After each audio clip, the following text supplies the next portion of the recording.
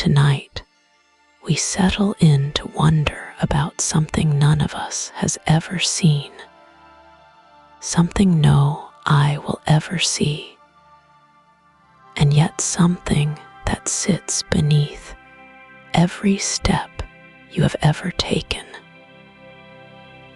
Before we go any further, if you want a brand new Earth topic every single night to fall asleep to, subscribe. One tap and a new story is waiting for you every evening.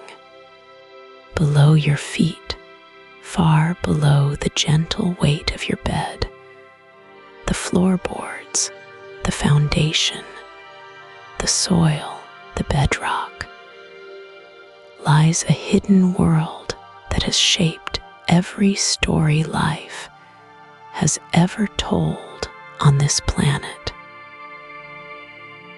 Imagine for a moment looking down at the earth from a great quiet distance, a blue and white sphere slowly turning, soft swirls of cloud drifting across oceans, tan deserts, green forests, white polar caps glowing in the sunlight. From out there, the planet looks finished, calm, whole, a round, peaceful world. But that surface, that thin and beautiful skin, is the smallest part of what Earth really is. If you could slice the planet in half and look inside, the crust you walk on would be little more than the peel of an apple. Beneath it, the world is mostly something else entirely. Hot rock, flowing metal, crushing pressure, a vast, layered interior that holds far more of Earth than the part we know. And at the very middle of all of that, at the deepest hidden point, sits something strange and steady and quiet. A heart of metal, a core. We have never touched it. No drill has ever come close. No camera will ever see it. Yet we know it is there. We can feel it, in a way, every time a compass needle swings gently north. The core is shaped like a sphere within a sphere. The outer part is liquid metal, mostly iron and nickel, hotter than the surface of the sun. It churns and rolls in slow, enormous currents. The inner part is solid, also mostly iron, squeezed by unthinkable pressure into a dense crystal ball about the size of the moon. Together, these two pieces sit cradled at the center of our world, glowing in the dark like an ember that has never gone out.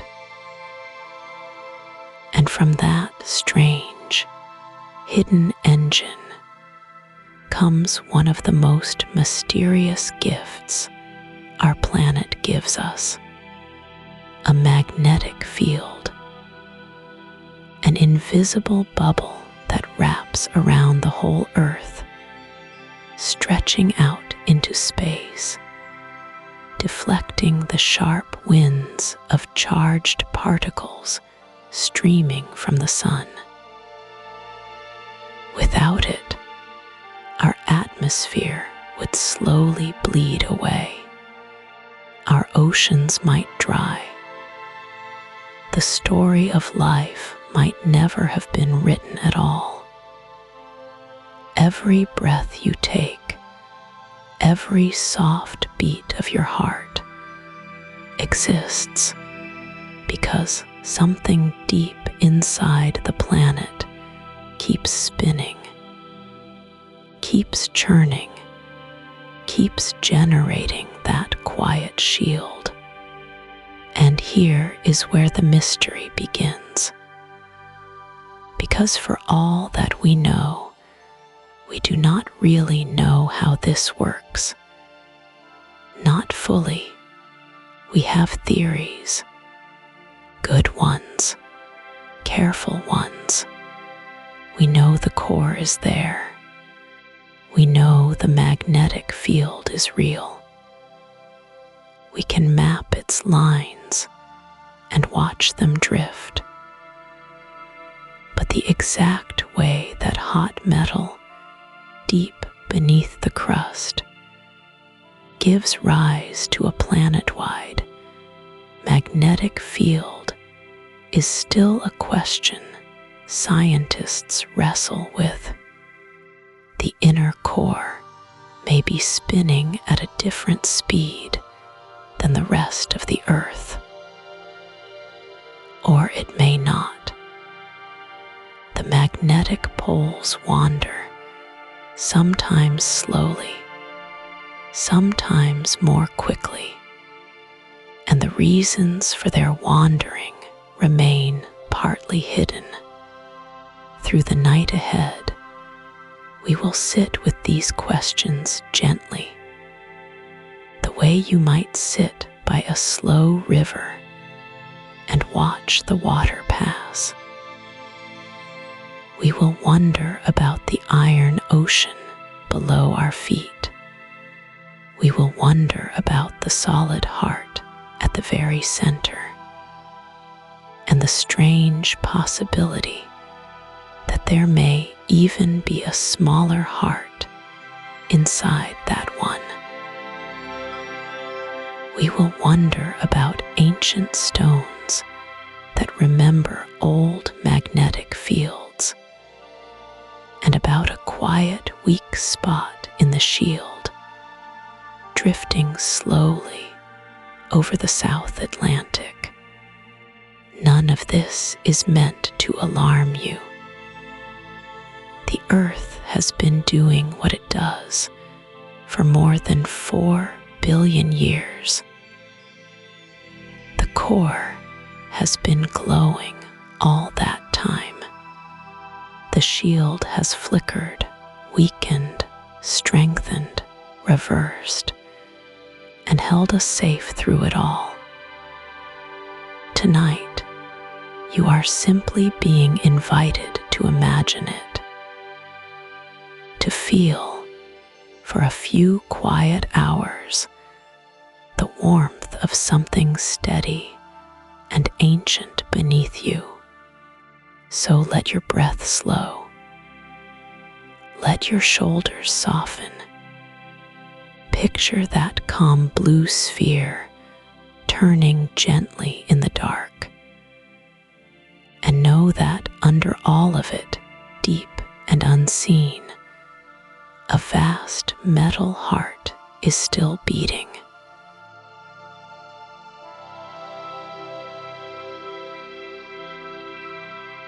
To begin to picture the Earth's core, it helps to start with something familiar. Stand outside on a clear evening and look down at your feet. The ground feels solid. It feels still. Yet beneath those few inches of soil lies one of the strangest, hottest, and least visited places in the known universe. And it is closer to you right now than most cities on the map. The Earth, taken as a whole, is a ball of rock and metal about about 7,900 miles across. If you could drive straight through it at highway speed, never stopping, the trip from one side to the other would take you about 5 days. The center of the planet sits roughly 4,000 miles beneath your shoes. That is about the same distance as flying from New York to London. Only this flight goes straight down, through layers no one has ever seen with their own eyes. The deepest hole humans have ever drilled reached only about 7.5 miles. That hole, dug over many years in a cold corner of northwestern Russia, is barely a pinprick. If the Earth were the size of an apple, that hole would not even break the skin. Everything we believe about the deeper layers comes from indirect clues. The way earthquake waves bend, the way the planet wobbles, the way the magnetic field shifts. We have never touched the core. We may never touch it. The core itself is enormous. It is a roughly spherical region of mostly iron, with some nickel and a sprinkle of lighter elements that researchers are still trying to identify. From edge to edge, the core measures about 4,300 miles across. That makes it a little larger than the entire planet Mars. Imagine taking Mars and tucking it inside the Earth, hidden beneath the rocky shell we walk on. That is roughly the scale of what sits below. The core is split into two main parts. The outer core is liquid metal, a vast ocean of molten iron about 1,400 miles thick. The inner core is solid, a metallic ball roughly 760 miles across. That solid ball is about the width of the moon, though only about 3/4 as wide.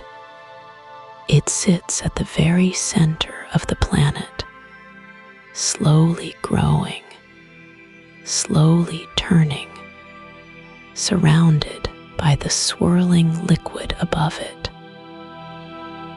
The temperatures down there are hard to picture. The inner core may reach around 10,000 degrees Fahrenheit. That is about as hot as the surface of the sun. The pressures are stranger still. At the center of the Earth, the weight of every layer above presses down with a force more than 3 million times the pressure you feel at sea level. Under that crushing squeeze, iron behaves in ways no kitchen or laboratory can fully reproduce. It stays solid even at temperatures that would vaporize it on the surface. The age of the core is itself an open question. The Earth as a whole is about 4.5 billion years old. The core probably began forming very early, as heavy iron sank toward the middle, while the young planet was still partly molten. But the solid inner core, the metallic moon at the very center, is younger. Some studies suggest it began crystallizing only about 1 billion years ago. Others place the date much earlier, perhaps 3 or 4 billion years back. The honest answer is that researchers are still arguing, and the evidence allows for a wide range. What makes the core matter more than anything else is what it does. The slow churning of that liquid iron ocean generates the planet's magnetic field. That field reaches far above our heads, wrapping the whole Earth in an invisible bubble that deflects much of the harmful radiation streaming from the sun. Without the core, the sky might look very different. The oceans might look very different. Life itself might look very different. The deep, dark engine beneath our feet shapes the gentle blue world above it. And yet, for all its importance, the core remains one of the great unknowns. We cannot drill to it. We cannot photograph it. We cannot place an instrument inside it. Every map of the core is a sketch, drawn from the trembling signals of distant earthquakes and the slow drift of compass needles over centuries. The deeper you go in your imagination, the less certain anything becomes. So tonight, as your breathing slows, let the picture settle in your mind. A thin crust, a thick mantle, a liquid metal sea, a solid metallic heart glowing in the dark, 4,000 miles beneath the place you are resting.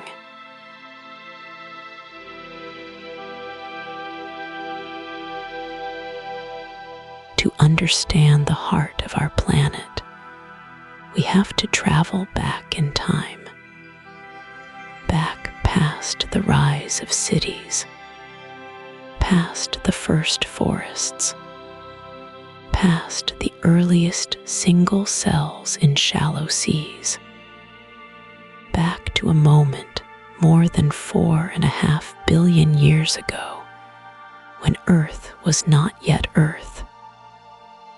It was a glowing ball of dust and rock, swept together from the leftover material of a young sun. There was no sky as we know it, no ocean, no crust beneath your feet, only heat and stone and slow gathering motion. In those first stretches of time, the young Earth grew by collision. Small chunks of rock and metal drifted through the swirling cloud around the sun. They struck one another, stuck together, and grew larger. Each impact added more heat. each new piece pressed down on the layers below. The young planet glowed a deep, sullen red, like an ember the size of a world. At some point, the heat became so great that the inside of the planet began to melt. This is the moment that matters most for our story. Once the rock turned soft and flowing, something simple but profound could finally happen. Heavy things began to sink. Lighter things began to rise. It is the same principle you see when oil floats on water. Only here the players were molten stone and molten metal, and the kitchen was the size of a planet. Iron and nickel are heavy. They are denser than the silicate minerals that make up most of the rocky outer layers. Inside that early ocean of melted material, droplets of iron and nickel began to gather. They formed slow, glittering rains that fell inward through the soft, red interior. Drop by drop, ton by ton, the heavy metals sank toward the middle. The lighter rock floated upward to form what would one day cool into the mantle and the crust. Geologists sometimes call this moment the iron catastrophe, though the word catastrophe here only means a great change. It was not a disaster. It was a sorting. Over millions of years, a vast, hot pool of liquid metal collected at the center of the young world.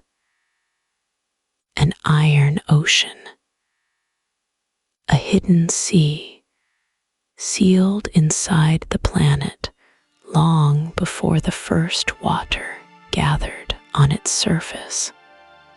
How long this took is still an open question.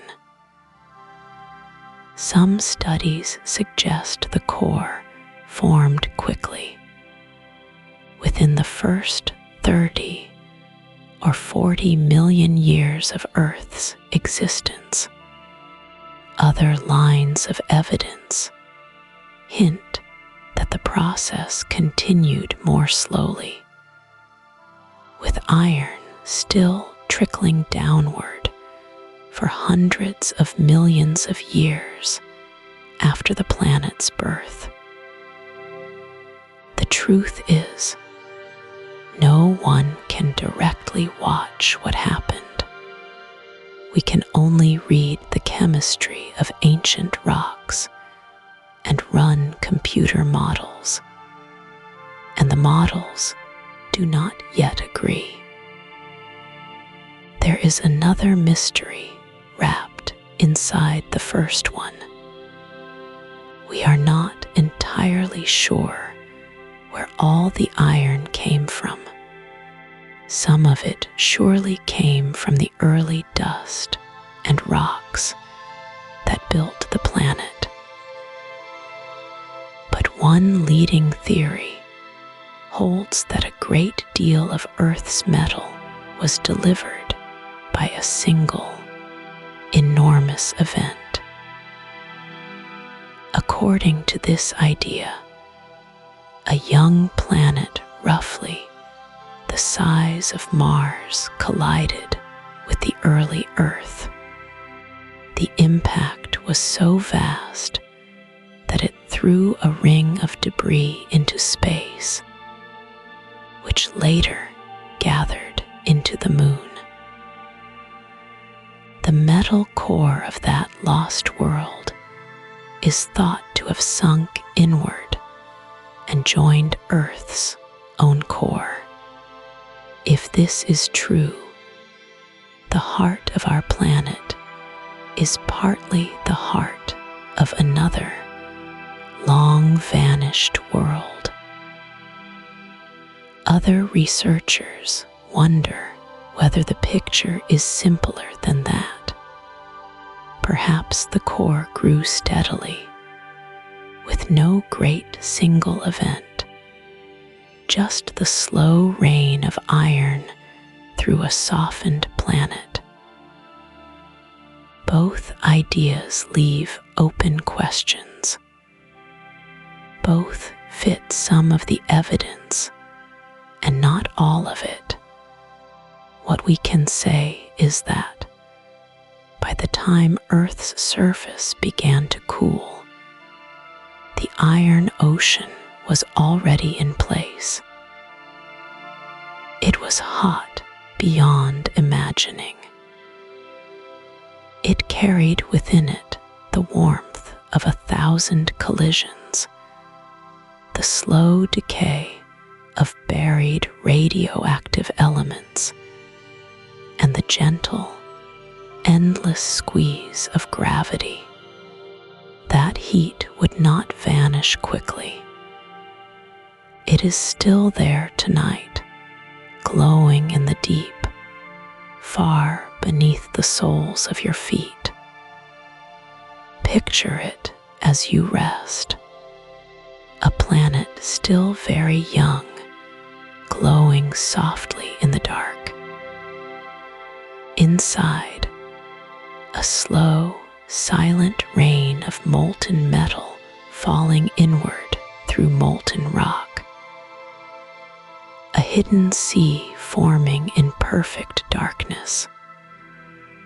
No witness, no sound, but the deep, patient settling of a world finding its shape.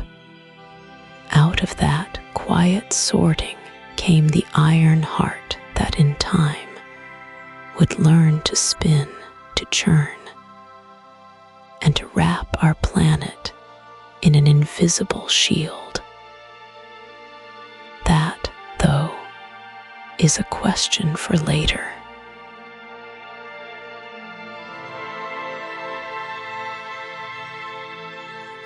Far beneath your feet, smaller than the moon, yet hotter than the surface of the sun, a solid ball of metal turns in the dark.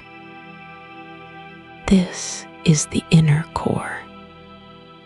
It is roughly 760 miles across, about the width of a small country, and it sits suspended in the liquid outer core like a slow iron pearl inside a vast molten sea.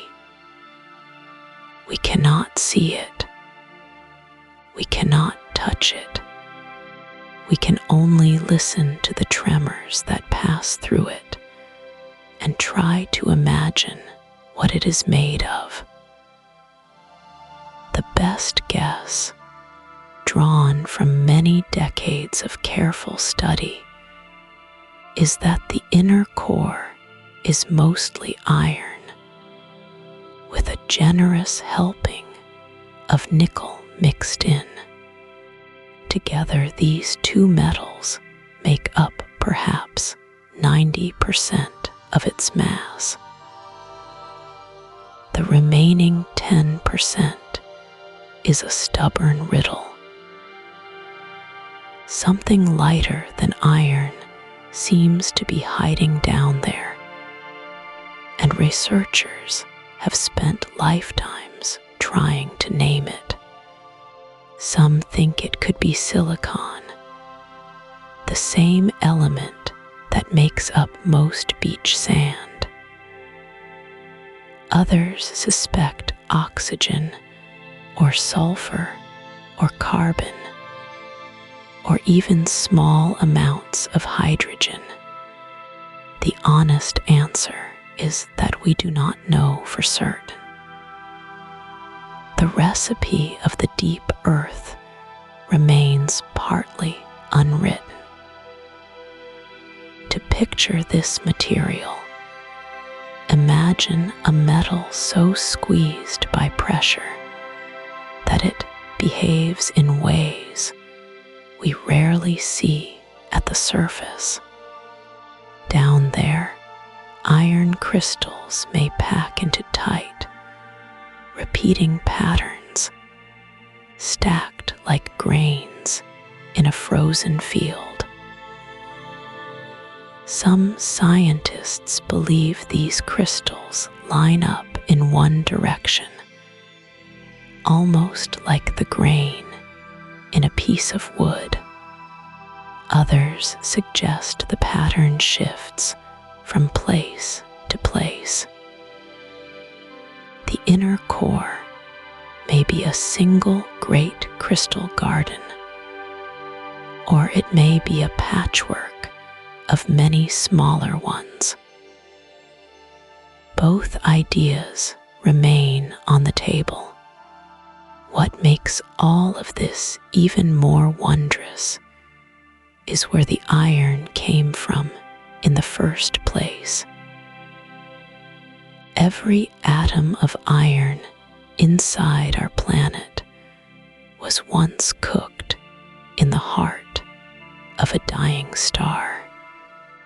Long before the Earth existed, somewhere in the quiet reaches of our galaxy, massive stars burned through their fuel and collapsed in slow, brilliant deaths. In the final moments, they forged heavy elements from lighter ones, then scattered them across space in vast clouds of glowing dust. Iron was among the gifts they left behind. That dust drifted for ages, mixing with other dust, until gravity pulled some of it together to form our young planet. The metal in your blood, the metal in a kitchen pan, and the metal at the very center of the earth all share that same ancient origin. The lighter elements likely came from many sources at once. Some arrived in the rocky bodies that crashed together to build the early Earth.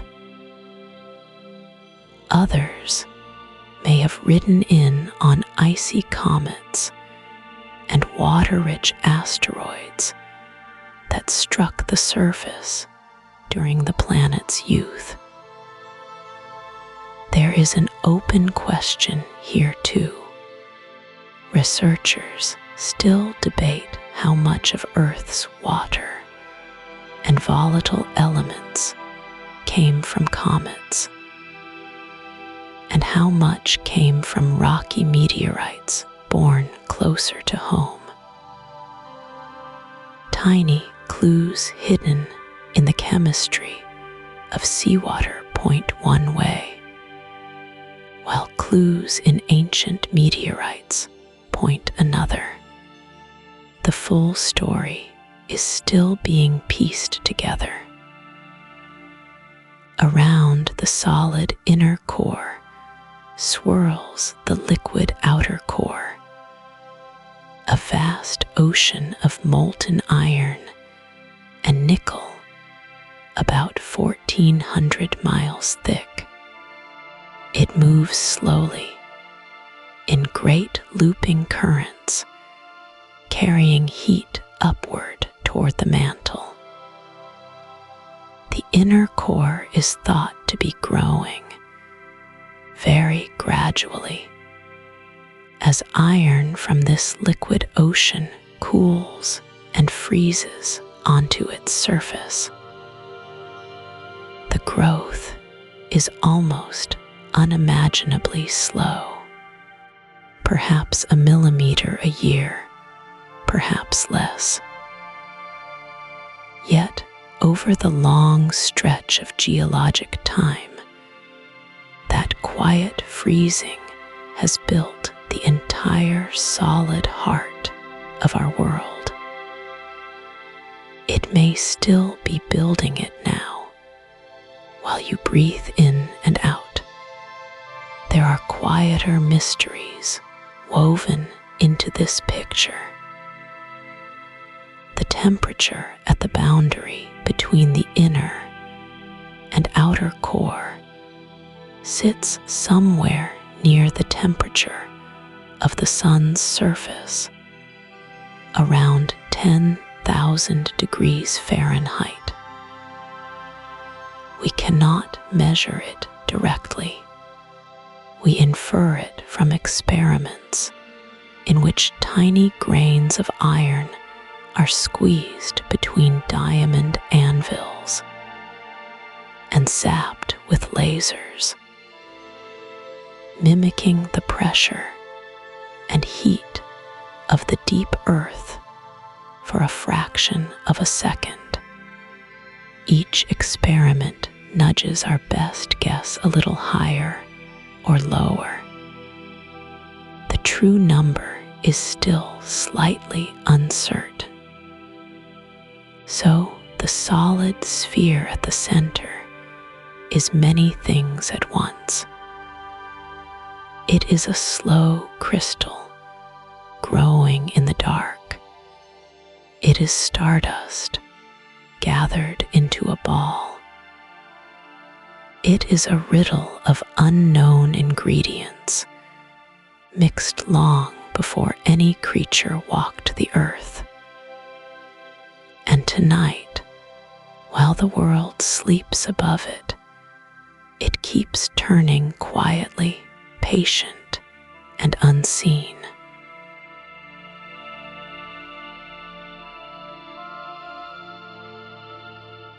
Far above us, beyond the clouds, beyond the highest mountains, our planet wears something we cannot see. It is a soft, vast shape made of magnetism.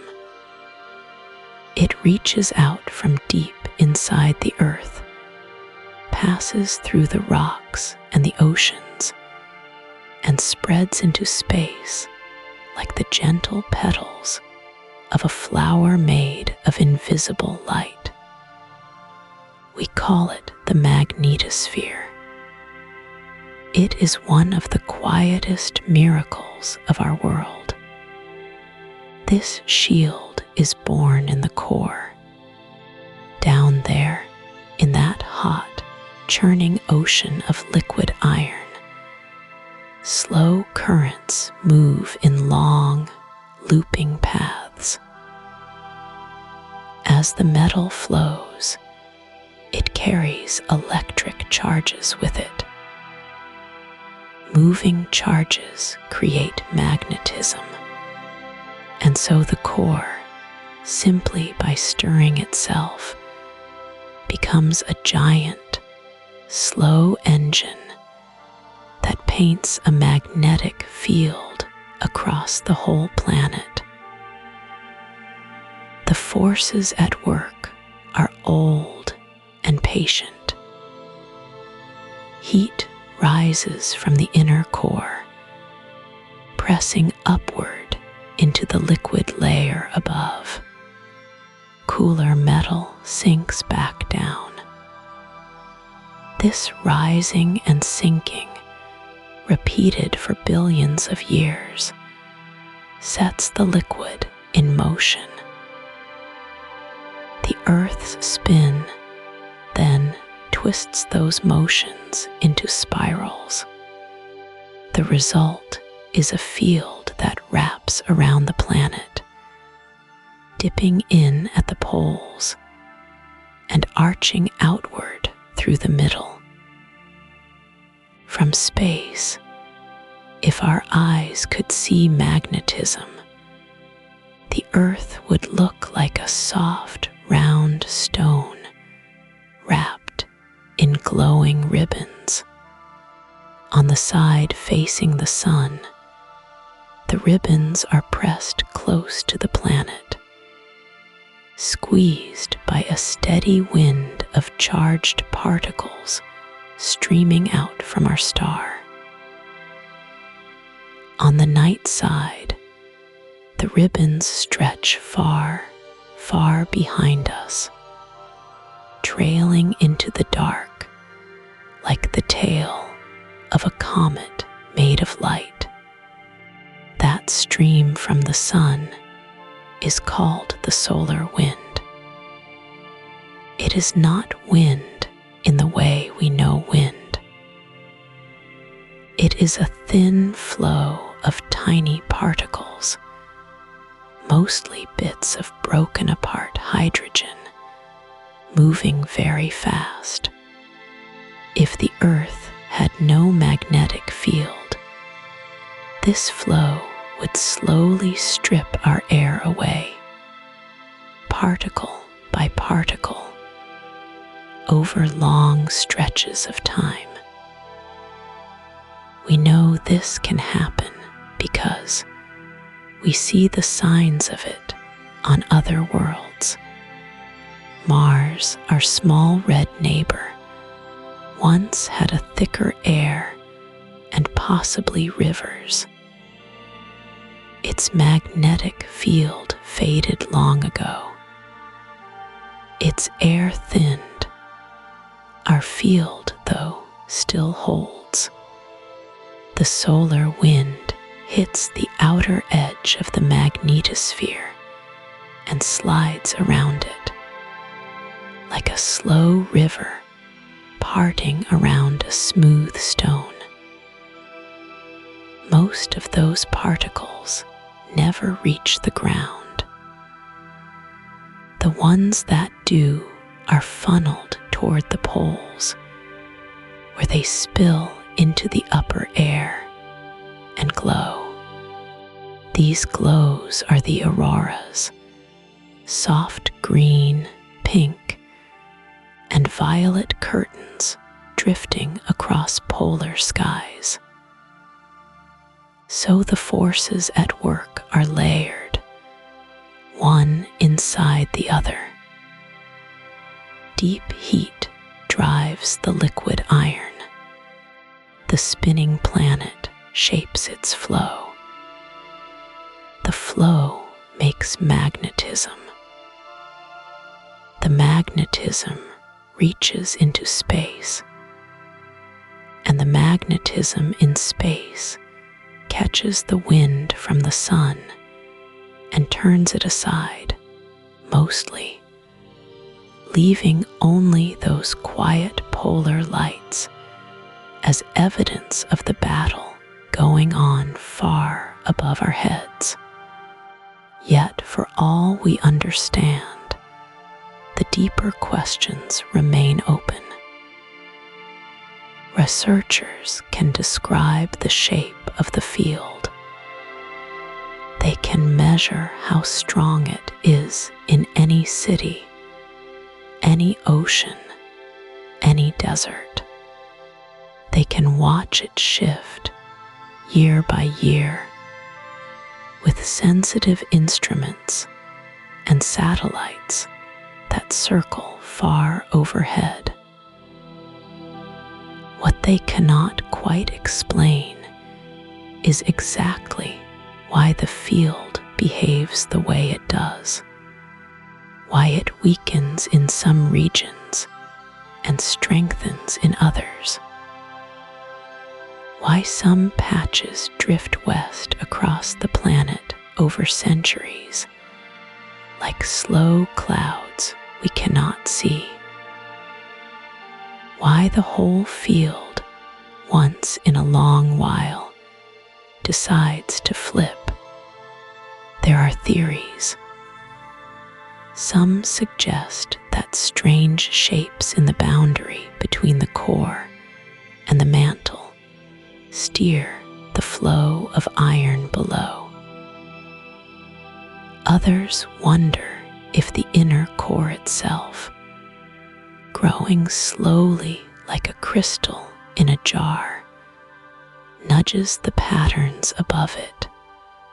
Still, others think the answer lies in tiny details of how heat escapes from the deep earth.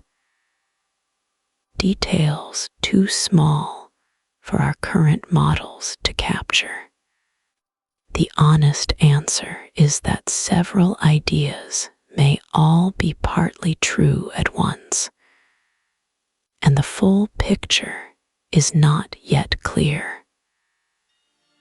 What we can say with some certainty is that without this shield, the world above the rocks would look very different.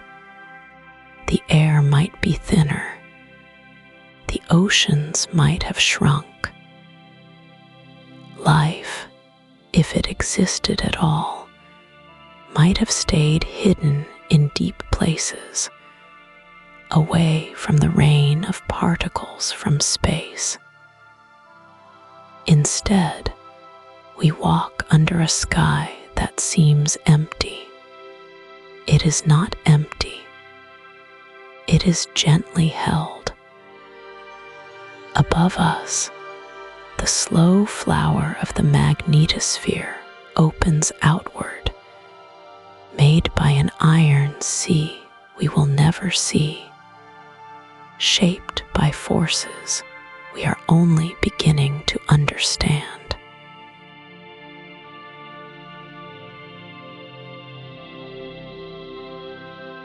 Imagine standing in a quiet field, holding a small compass in your palm. The needle settles, points north, and you trust it without thinking. Now imagine that same compass in the same field 1,000,000 years ago. The needle would have swung the other way, pointing firmly south.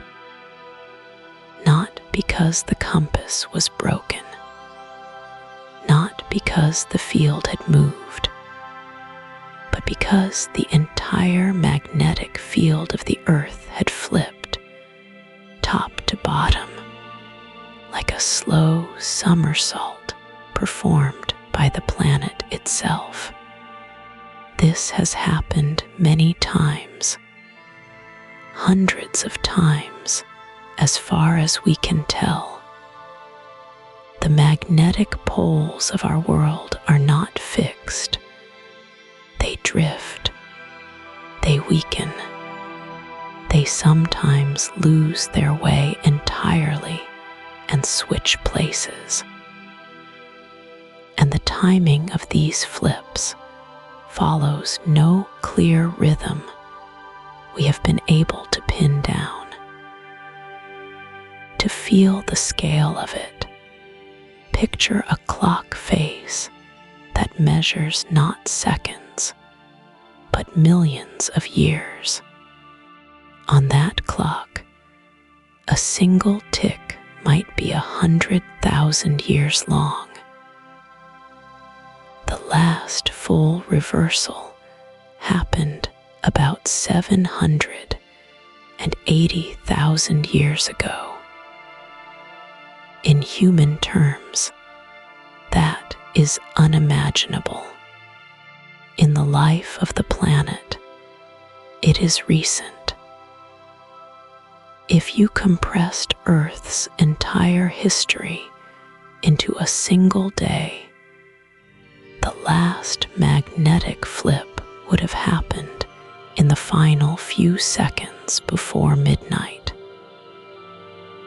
And yet, between flips, the gaps are wild and uneven.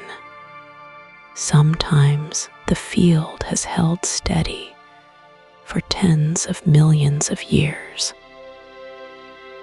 Other times, it has flipped again and again in what geologists call a flurry, with reversals stacking up every 100,000 years or so. There is no schedule, no clean pattern. The rhythm, if there is one, has so far escaped us. The North Magnetic Pole itself wanders even between full reversals. In the last 150 years, it has drifted out of the Canadian Arctic and across the Polar Sea toward Siberia. It used to creep along at about 10 kilometers a year. Now it moves closer to 50. If you walked at a slow, steady pace, you could almost keep up with it. The pole that guided sailors and explorers for centuries is not standing still.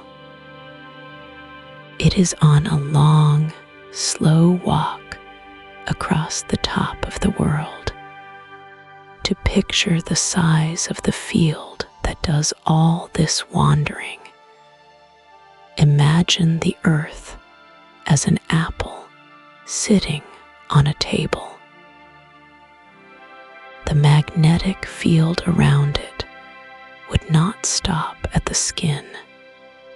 It would balloon outward, soft and invisible, reaching far past the apple in every direction, stretched into a long teardrop shape by the wind of charged particles coming from the sun. On the sunlit side, the field gets pressed in close. On the night side, it streams out behind us like the wake of a boat, reaching many times the width of the earth itself. Inside this enormous, quietly shifting bubble, the strength of the field rises and falls. Right now, it is weakening.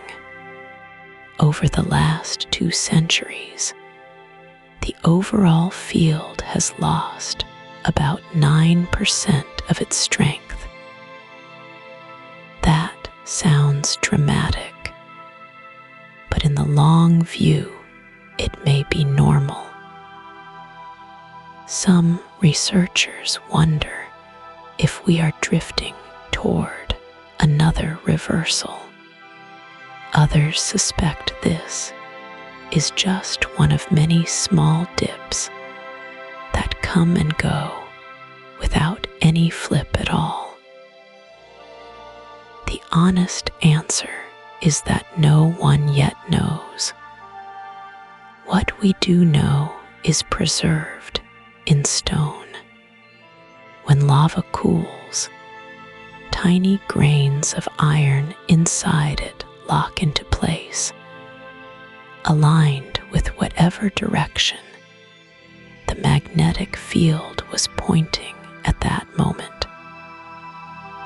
They become little frozen compasses, sealed forever in the rock. Read enough of these old stones from enough places, and you can trace the long, strange history of the field. Layer by layer, age by age, you can watch the poles drift, weaken, vanish, and return. The flips themselves are not quick. A full reversal might take 1,000 years or several thousand. During that long in-between time, the field does not simply flip like a switch. It can fracture into many weaker poles scattered across the globe. A compass in those years would have been a confused little instrument, swinging this way and that, finding no single true north to settle on. Try to hold all of this in your mind at once. A planet whose invisible shield turns upside down on a schedule we cannot predict. A pole that walks across the Arctic in your lifetime. A field that has been weakening, perhaps meaningfully, perhaps not. Stones from 1 billion years ago still whispering which way the world once pointed. Beneath the calm green fields and the quiet oceans, something enormous is moving. We can feel its edges, and we can read its old footprints. The question of why it wanders and when it will turn over again remains open.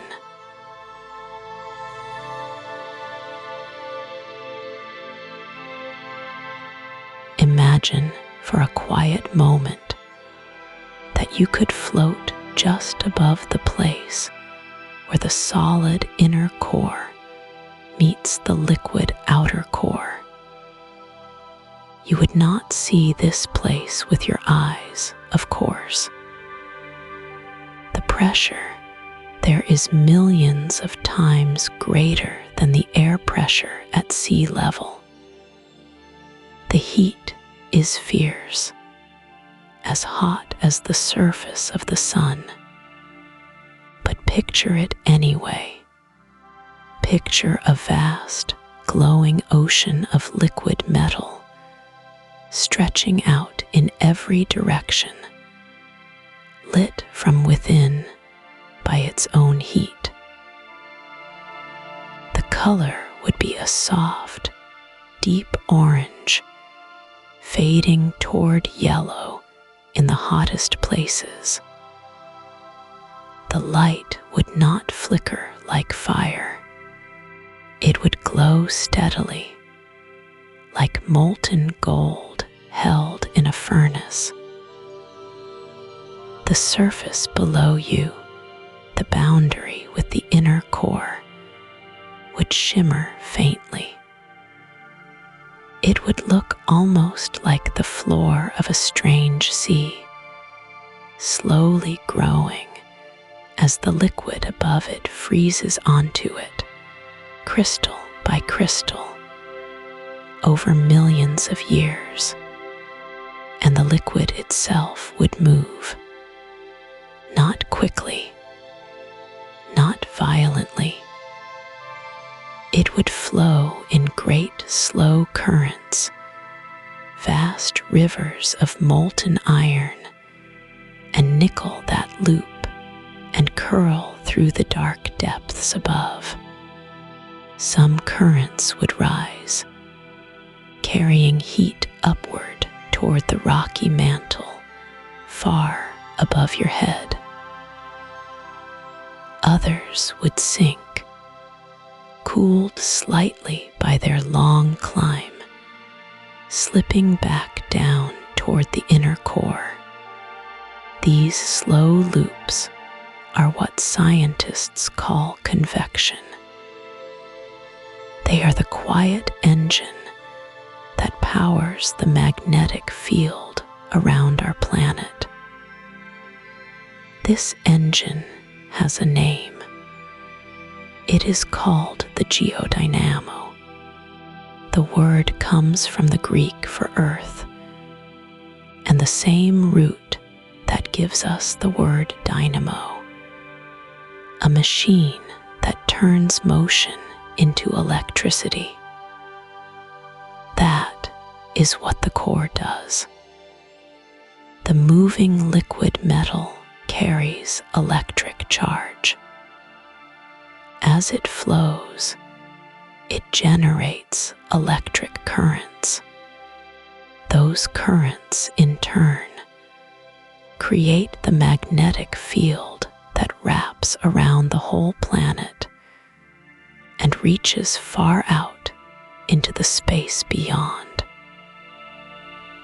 But here is one of the things we do not fully understand.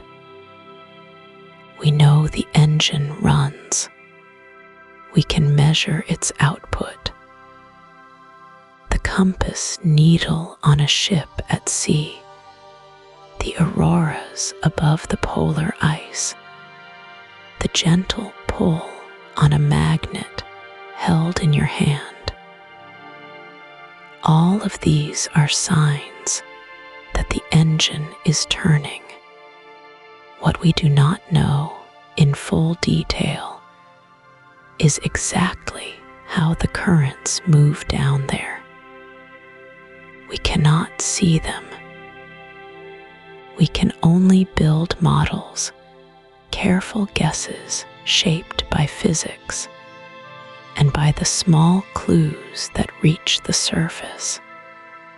One idea is that the flow is shaped mostly by heat, with hot metal rising and cool metal sinking, the same way water moves in a pot on a stove. Another idea is that the freezing of the inner core matters just as much. As the liquid freezes onto the solid sphere below, lighter elements get squeezed out, like bubbles in slowly forming ice. Those lighter bits float upward through the liquid, stirring it as they go. Both ideas may be true at once. The question of which one matters more is still being argued in quiet rooms full of equations. If you could stand above this hidden ocean and watch for 1,000 years, the currents would seem almost still. A single loop might take centuries to complete. The whole pattern shifts slowly, the way clouds shift across a summer sky, only far, far slower. And yet, slow as it is, this motion is enough.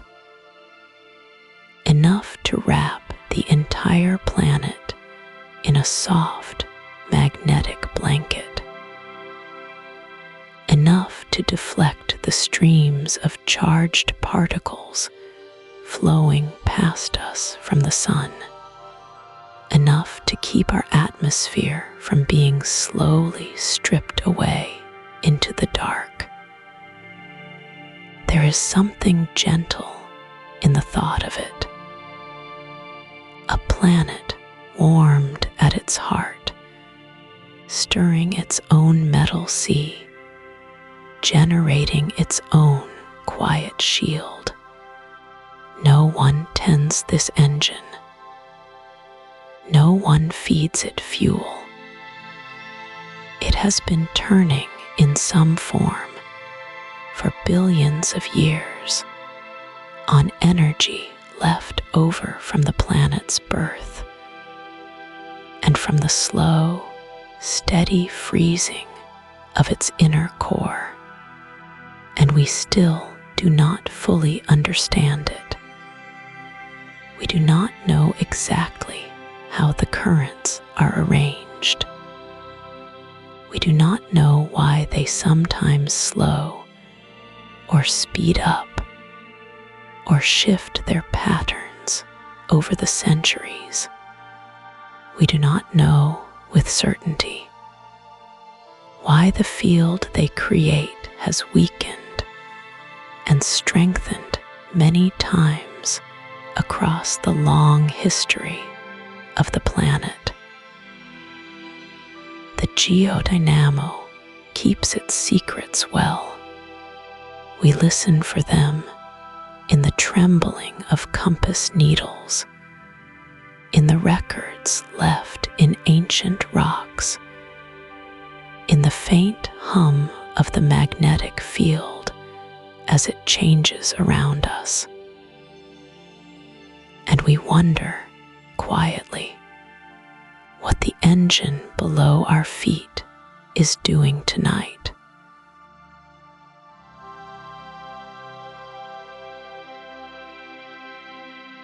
Some of the oldest stories on Earth are not written in books. They are written in stone, and the stones that hold them are very, very old. When lava cools, tiny crystals inside it line up with the magnetic field that surrounds them. Once the rock hardens, those crystals stay fixed. They become a kind of frozen compass, locked into the stone. Millions of years later, a scientist can pick up that rock, place it under careful instruments, and read which way the needle was pointing the day it cooled. This quiet study has a name. It is called paleomagnetism, and it means the magnetism of the deep past. Picture a long stretch of cooled lava on a quiet hillside. The rock is gray, almost black, dusted with green moss. To the eye, it is just stone. But inside, in grains too small to see, the memory of an ancient compass still rests. A field that vanished long ago left its fingerprint here. The Earth has been keeping diaries for billions of years, and we are only just learning to read them. Some of these stone diaries are unbelievably old. In parts of Western Australia, in tiny mineral grains called zircons, researchers have found magnetic signals that may date back more than 4 billion years. If those readings hold up, they suggest the Earth had a magnetic field almost from the start, long before life, long before continents settled into their familiar shapes. One theory is that the field has been with us in some form for nearly all of Earth's existence. But another group of researchers wonders if those tiny grains have been disturbed over time, their old signals reset by later heat. The question is not yet settled. What is clearer is that rocks of different ages tell different stories. A lava flow from 100 million years ago might point one way. A flow from the same volcano 50 million years later might point a slightly different way. The pattern is not random.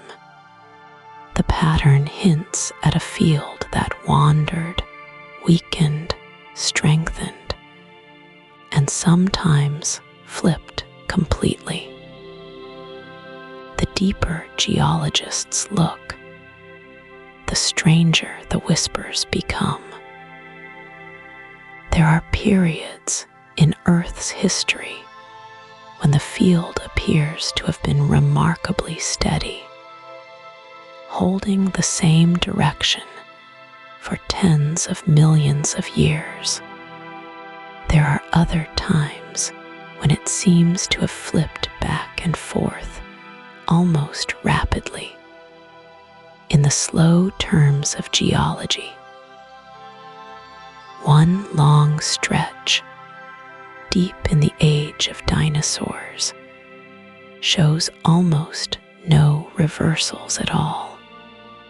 Researchers call it a superchron, a quiet era when the compass barely changed its mind. Why? No one fully knows. One idea is that the flow of metal in the outer core settled into an unusually stable pattern. Another idea is that the boundary between the core and the mantle, far above the core, was doing something different at that time, calming the dance below. Both ideas remain open. Sediments on the ocean floor add their own voices. Tiny grains of magnetic minerals drifting down through the dark water line up with the field before they settle. Layer by layer, slowly, they build a soft record. Cores drilled from deep sea mud have given us some of the most detailed pictures, yet of how the field has shifted. Each thin band of sediment is a page. Together, they form a kind of long, slow book written in mud. Even the bricks and pots made by ancient peoples carry whispers. When clay is fired in a kiln, the magnetic grains inside it align with the field of that moment. Long abandoned hearths, kiln floors, old pottery shards, all of them remember what the compass was doing thousands of years ago. From this, researchers have pieced together how the field has wandered and weakened across just the last few millennia. What makes all of this so striking is how much remains uncertain. We have whispers, not a clear voice. The rocks tell us the field has changed. They tell us it has flipped. They tell us it has been with us for a very long time.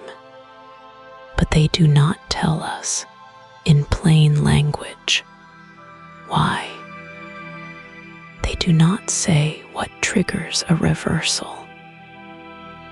They do not say whether the engine deep below has ever come close to stopping. They only hint in the soft alignment of crystals too small to see. So the planet keeps its quiet diary. In every dark basalt cliff, in every shard of fired clay, in every grain of mud at the bottom of the sea, each one holds a tiny memory of the field that surrounded it.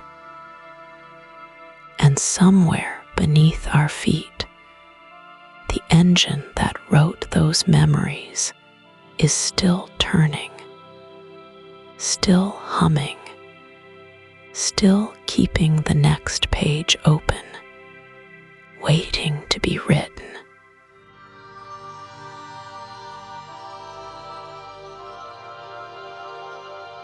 Far beneath the floor of every room, beneath every ocean and every mountain, there is a sphere of iron spinning in the dark.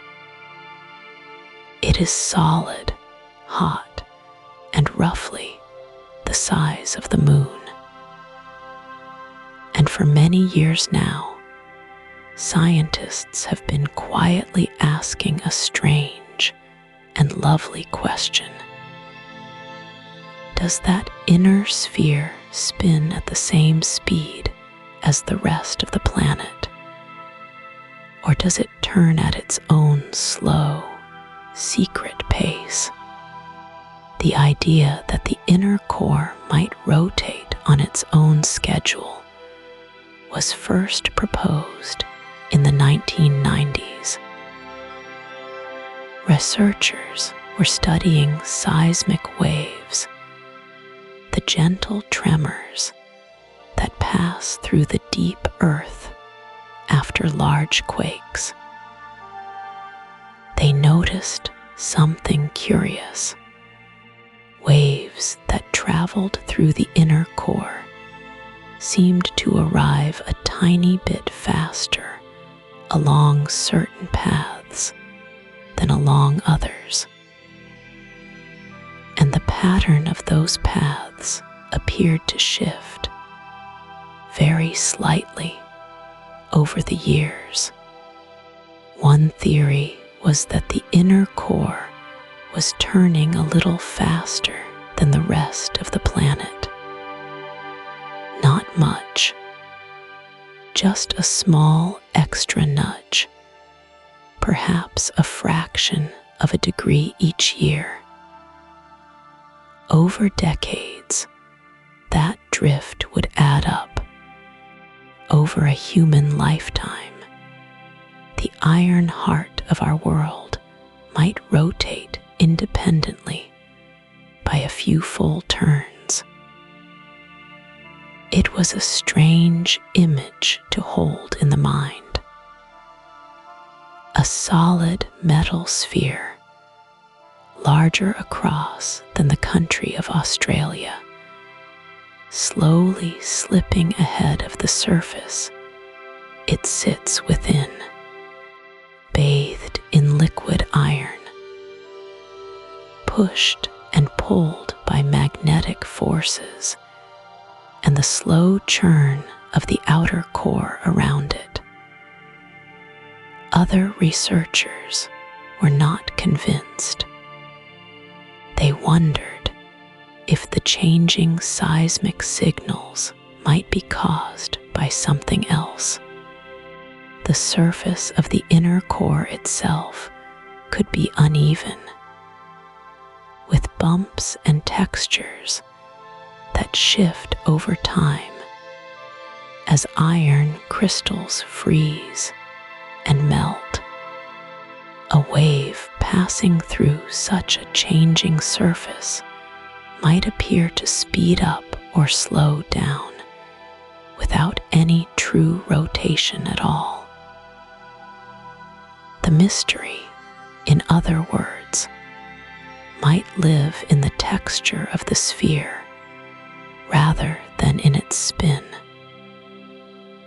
Then, more recently, came another twist in the story.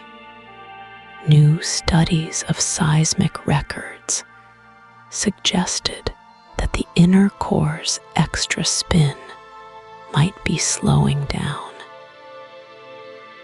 Some teams proposed that around the year 2010, the inner core's rotation relative to the surface paused and then began very gradually to drift the other way. If true, this would hint at a long, slow oscillation, a gentle back and forth, taking perhaps 70 years to complete a single cycle. Imagine that for a moment. A rhythm hidden inside the planet, swinging with the patience of a grandfather clock. Forward for decades, then still, then backward for decades, then still again. Slower than any tide, slower than any season. A heartbeat measured in human lifetimes. Not every scientist agrees with this picture. Some find the evidence intriguing but thin. Others suggest the cycle might be shorter or longer, or not a true cycle at all. The signals we are reading are faint. The inner core lies more than 5,000 kilometers below our feet. We cannot see it. We cannot touch it. We can only listen very carefully to the way the planet rings after it shakes. What seems clear is that the inner core does not sit perfectly still inside the earth. Something is moving down there. Something is shifting. The question is the shape and pace of that motion, and whether it follows a regular rhythm we have only just begun to notice. If the oscillation theory holds, it raises further wonderings. Could this slow swing be linked to other long, gentle cycles at the surface? The length of a day changes by tiny amounts over the decades. Sea levels rise and fall in patterns that are not fully explained. The magnetic field weakens in some regions and strengthens in others. Could the breath of the inner core be tied in some quiet way to these surface whispers? The honest answer is that nobody yet knows. The connections are suggestive but unconfirmed. Some researchers see hints of a hidden orchestra, with the inner core, the outer core, the mantle, and the oceans all playing slow notes that sometimes line up. Others caution that what looks like rhythm may be coincidence, the brain finding patterns in scattered data. So tonight, while you rest, think of that iron sphere turning beneath you. Perhaps it is racing ahead just slightly, beyond the spin of the ground. Perhaps it has paused and begun, with infinite patience, to swing back the other way. Perhaps the truth is stranger still, a motion we have not yet learned to describe. The earth keeps its own time down there, slow, deep, and largely hidden. And we are only beginning to listen for the beat of it through the long, quiet darkness of the rock.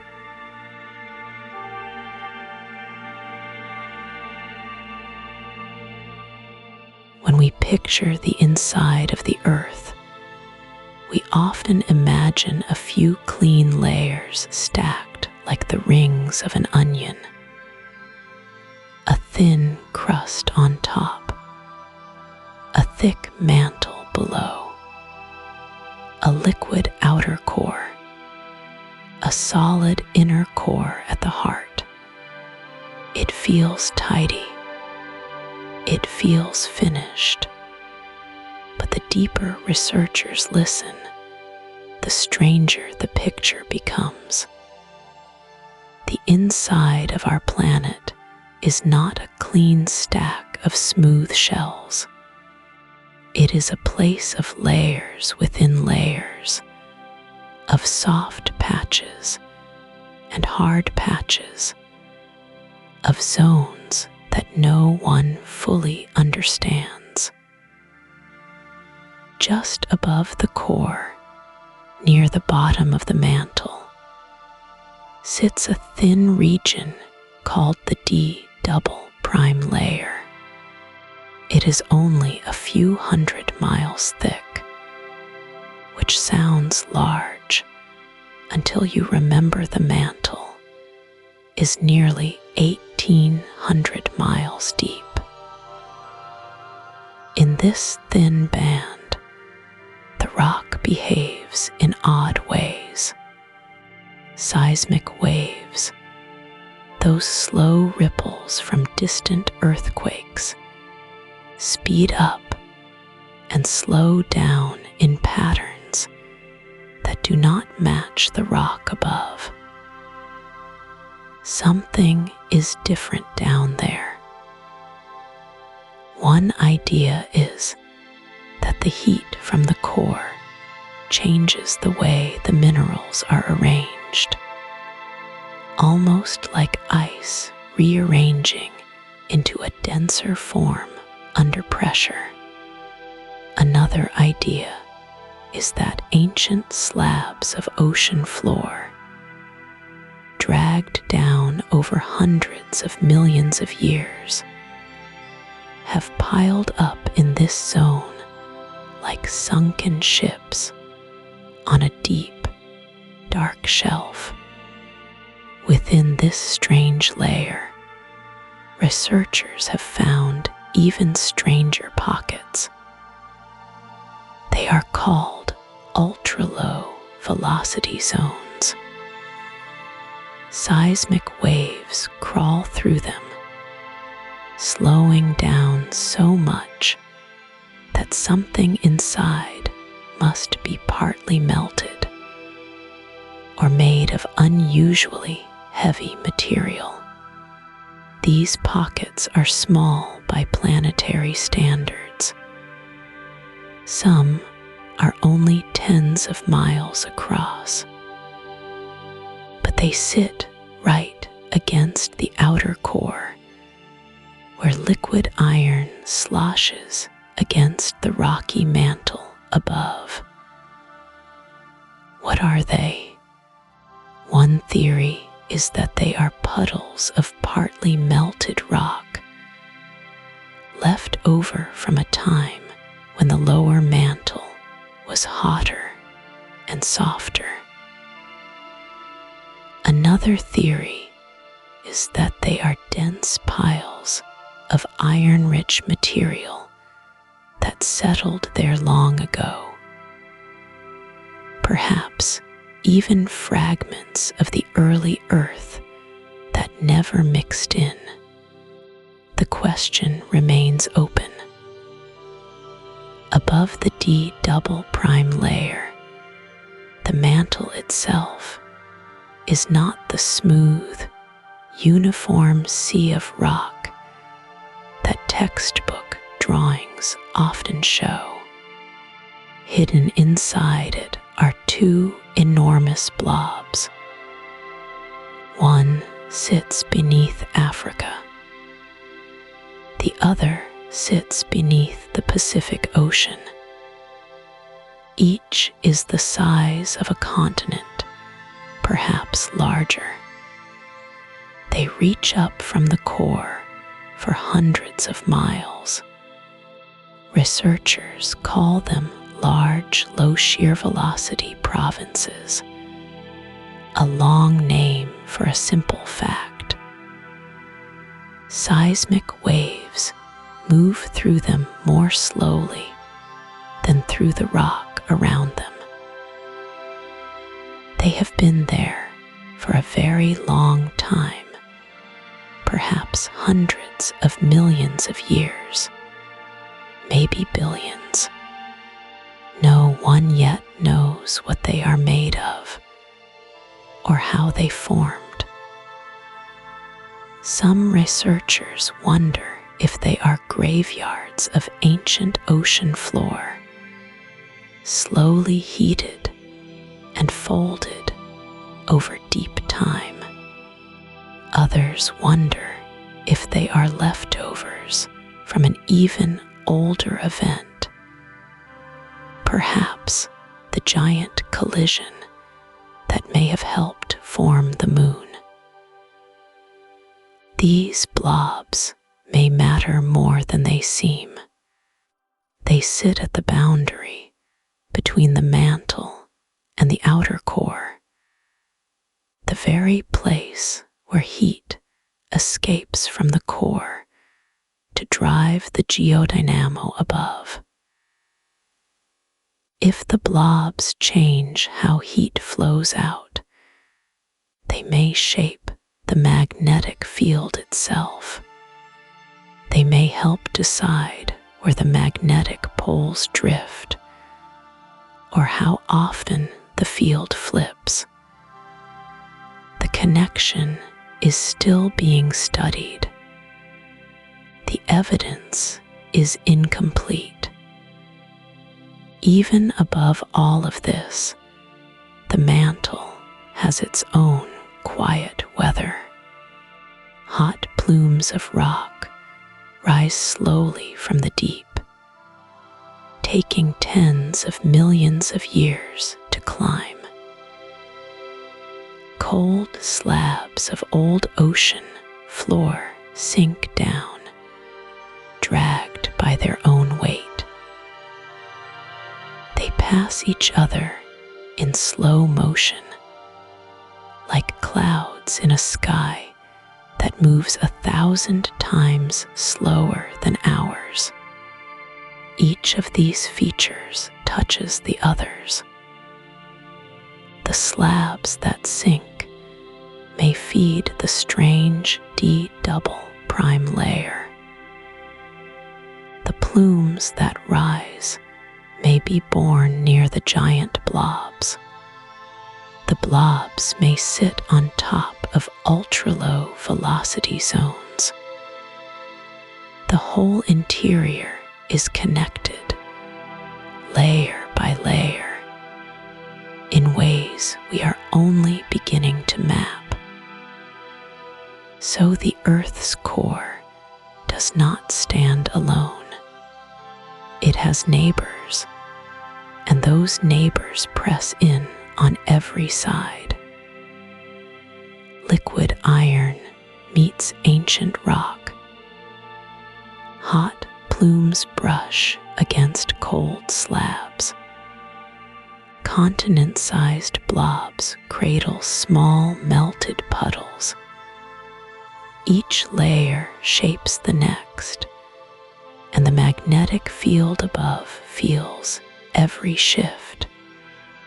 We see only hints from the surface, faint ripples in the field, slight wobbles in seismic waves. The full picture is still hidden. For now, the deep earth keeps its quiet company of strangers, layered together in the dark.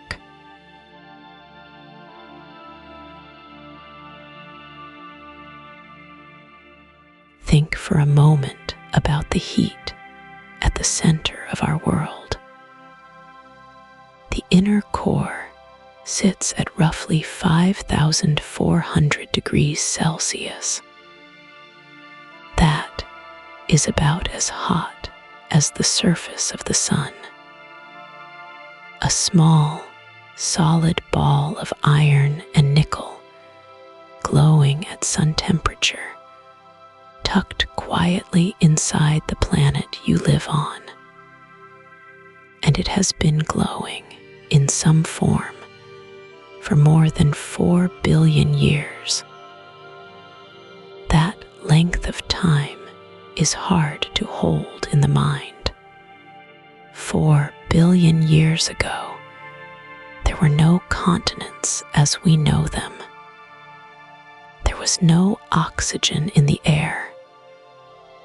There were no trees, no fish, no soil. But the deep heat was already there, already churning, already turning the planet into a slow and patient engine. The Earth has cooled since then, of course. The outer layers have hardened. The crust has thickened. Yet the heart still burns. Some of that heat is leftover warmth from the planet's birth. When dust and rock first crashed together to form the Earth, the energy of those collisions turned the young world into a molten ball. That primordial heat has been leaking out ever since, but very, very slowly. Rock is a poor conductor. The planet holds its warmth the way a thick stone wall holds the warmth of a summer day. Long after the sun has set, the rest of the heat comes from radioactive decay. Deep inside the mantle, and possibly the core, atoms of uranium, thorium, and potassium break apart, releasing tiny pulses of energy. Multiply those pulses by countless atoms across billions of years, and you get a steady, quiet furnace. How much of the Earth's inner heat is primordial, and how much is radioactive? No one knows for sure. Estimates vary widely. The split between ancient warmth and ongoing decay is one of the open questions of deep Earth science. The pressures down there are just as extreme as the temperatures. At the inner core boundary, the pressure is more than 3 million times the pressure you feel at sea level. That pressure is what keeps the inner core solid, even though it is hotter than molten lava. Iron at that depth simply cannot find room to flow. It locks into a tight crystal pattern, packed so densely that a single sugar cube of inner core material would weigh as much as a small car. The outer core, by contrast, flows like water. It is the largest body of liquid on Earth by far, about 2,200 kilometers thick. It wraps the inner core in a churning shell of molten metal. If you could somehow stand at its edge and look across, you would see currents wider than oceans, moving in slow rivers around the solid heart. The whole structure is invisible to us. We only know it is there because earthquake waves bend through it in ways that reveal its shape. The core is also the source of Earth's slowest record. The inner core grows by perhaps 1 millimeter each year as the outer core slowly freezes onto its surface. 1 millimeter. That is the width of a small grain of sand. And yet, given enough time, that tiny growth has built a sphere about 1,200 kilometers across. Some researchers think the inner core only began to form about 1 billion years ago. Others place its birth much earlier. The age of the inner core is, again, an open question, debated through measurements of magnetic minerals in ancient rocks. There is heat flow to consider as well. About 44 trillion watts of heat escape from the Earth's interior every second. That is a vast amount of energy, far more than all the power plants on the surface combined. And still, the planet barely notices the loss. The core has so much stored warmth that the cooling rate, averaged over the planet's history, comes out to only about 100 degrees per billion years. The Earth is cooling. It is just doing so on a timescale that makes mountain ranges look hasty. One last extreme worth sitting with. The magnetic field generated by all of this churning heat reaches out tens of thousands of kilometers into space on the sunward side and stretches into a long tail on the night side that may extend millions of kilometers. A single planet with a sun-hot heart and a slow crystal garden at its center, casting an invisible shield far beyond its own atmosphere. How long that shield will last in its current form, how long the heat will hold, how long the dynamo will keep turning.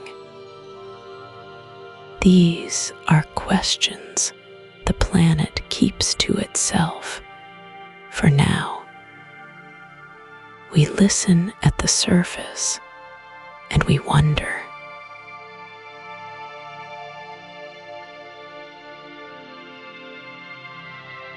To understand the birth of the core, we have to travel back almost as far as time on Earth will let us. Picture our planet about 4.5 billion years ago. It is a young, glowing world, still soft from the heat of its own making. There is no blue ocean yet. There are no quiet forests.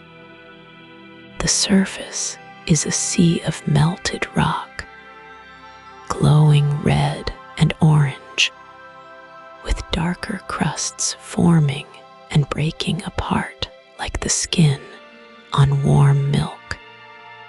Somewhere inside this young earth, something quiet but but enormous was happening. The heavier elements, mostly iron and nickel, were slowly sinking. Lighter materials, like the minerals that make up rock, were drifting upward. This slow sorting is sometimes called the iron catastrophe, though the word catastrophe here just means a great change. It was not loud. It was not sudden. It was the long, patient settling of a young world finding its shape. Scientists believe this sinking iron released a tremendous amount of heat as it fell. Friction, pressure, and the squeeze of gravity all added warmth to the deep interior. Some of that ancient heat is still down there today, glowing softly inside the core. When you think about that, it is a quiet wonder. The warmth at the center of the earth is, in part, a memory of the planet's own birth. The exact timing of when the core finished forming is still an open question. Some studies of very old meteorites suggest the core may have settled into its rough shape within the first 30 to 100 million years of Earth's life. Other researchers think the process took longer, unfolding in stages. The evidence comes from tiny ratios of elements locked into ancient rocks.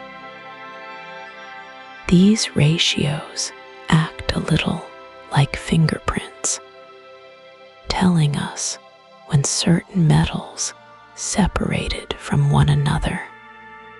The fingerprints are real, but reading them is hard, and different teams read them in different ways.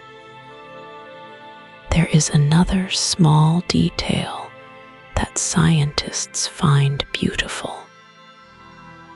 The inner core, the solid sphere at the very center, is much younger than the Earth itself.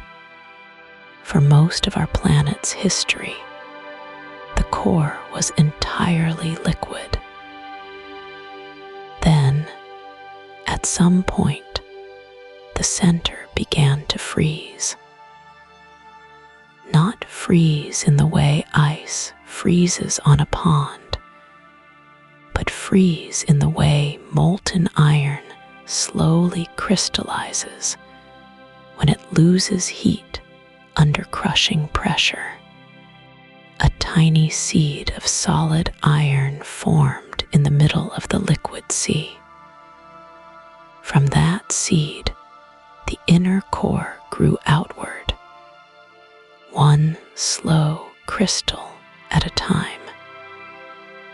When did this freezing begin? Here, too, the answer is uncertain.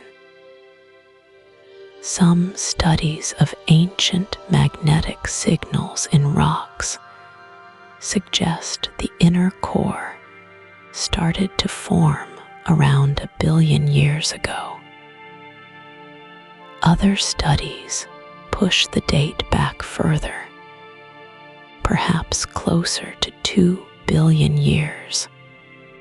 A few researchers wonder if it began even earlier, or whether the freezing happened in fits and starts. The question remains open, and each new measurement nudges the estimate this way or that. If you could shrink yourself small enough to stand at the boundary where the inner core meets the outer core, you would see something strange and lovely. Tiny iron crystals would be forming on the surface of the solid sphere, growing slowly outward like frost on a winter window. As they grow, they push lighter elements upward into the liquid outer core. Those lighter elements rise like bubbles in honey, stirring the liquid metal above. This stirring helps power the Geodynamo, the engine that makes our magnetic field. So the inner core is not just a solid lump. It is more like a slow, hidden garden of metal crystals, blooming over billions of years. Each crystal is unimaginably small, yet together they have built a sphere roughly the size of our moon. The pattern of how these crystals line up is itself a mystery.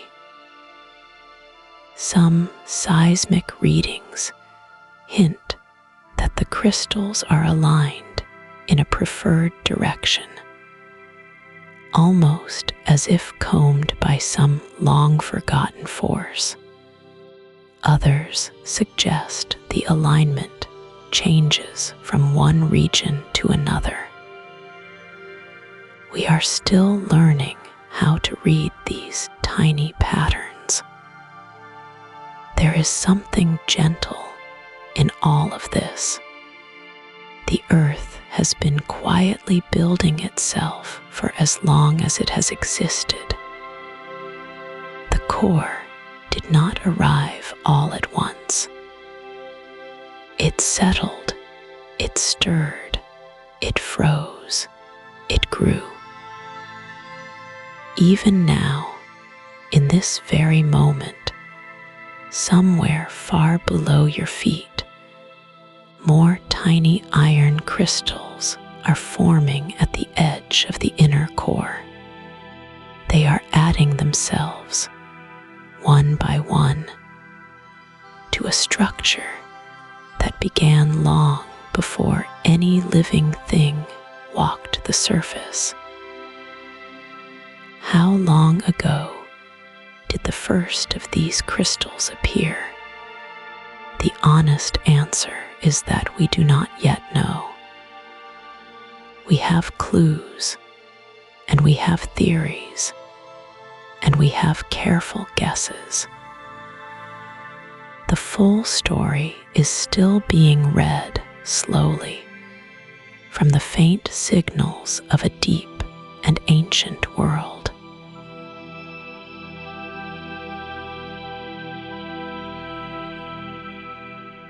Long before anyone knew the earth had a core, sailors knew something strange. A small sliver of stone hung on a thread or floated on a leaf in a bowl of water would slowly turn until one end pointed north. The stone was called lodestone, a naturally magnetic rock streaked with iron. To the people who first noticed its pull, it must have seemed almost alive. A piece of the ground, quietly listening to something the rest of the ground could not feel. The Chinese were among the first to write about this quiet pull. By around 1,000 years ago, Chinese inventors had shaped lodestone into spoons fish that floated in water, always turning toward the same distant point. Sailors began to carry these early compasses on long voyages, trusting a small twitching needle more than the stars on cloudy nights. The compass spread slowly westward along trade routes, reaching the Mediterranean by the medieval period. No one yet knew why it worked. They only knew that it did. For centuries, scholars believed the compass pointed to the sky. Some thought a great star pulled the needle. Others thought a mountain of magnetic stone sat at the top of the world, drawing every needle toward it. The idea was strange and beautiful, and it lasted a long time.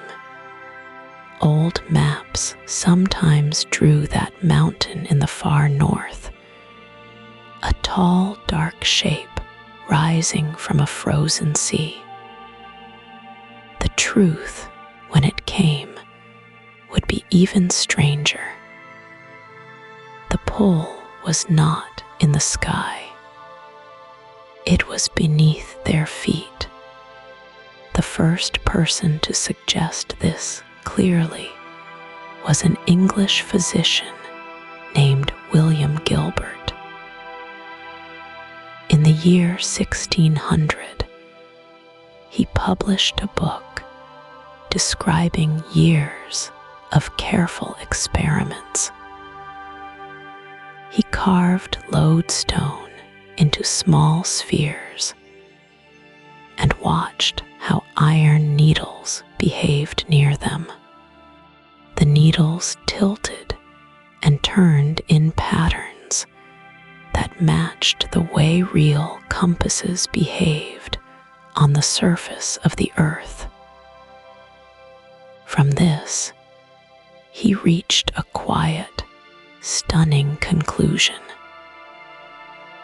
The earth itself was a giant magnet.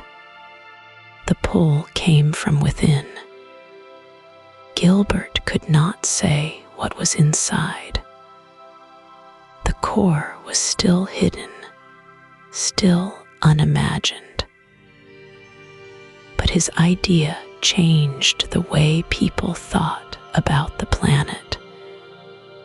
The ground beneath them was no longer just rock and soil. It held some hidden force, something that reached up through the crust and gently guided iron needles for thousands of miles. As ships crossed wider oceans, sailors began to notice something puzzling. The compass did not point to true north. It pointed slightly to one side, and the amount of that lean changed depending on where you stood. In one part of the Atlantic, the needle leaned east. In another, it leaned west. Navigators began to keep careful records of this lean, which they called magnetic declination. Over decades, the records showed something even stranger. The lean was changing. Slowly, year by year, the magnetic north was drifting. By the 17th and 18th centuries, this drift had become a real problem for navigation. Maps printed with magnetic data went out of date within a generation. The magnetic pole was wandering, sliding across the far north like a slow ship of its own. No one could explain why. The earth itself seemed restless, its hidden compass quietly turning. In the centuries that followed, expeditions set out to find the magnetic pole. In 1831, a British explorer named James Clark Ross stood at a spot in the Canadian Arctic where his compass needle pointed straight down. He had found magnetic north, or at least the place it sat that year. When later expeditions returned to the same region, they found the pole had moved. It is still moving today. In recent decades, it has been sliding faster, drifting from the Canadian Arctic toward Siberia at a pace of tens of miles each year. Why it has sped up is still an open question. One idea points to shifting flows of liquid iron deep in the outer core. Another wonders if jets of molten metal near the Core-Mantle boundary are tugging the pole in new directions. The honest answer is that we are still watching, still measuring, still guessing. What began with a sliver of stone on a leaf has become a vast field of study. Satellites now map the magnetic field from above, tracing patterns no ancient sailor could have imagined. Yet the basic mystery has only deepened. We know the Earth is a magnet. We know its pole wanders. We do not fully know why it wanders the way it does, or where it will be 100 years from now. The compass still turns, quiet and patient, listening to something we are only beginning to understand.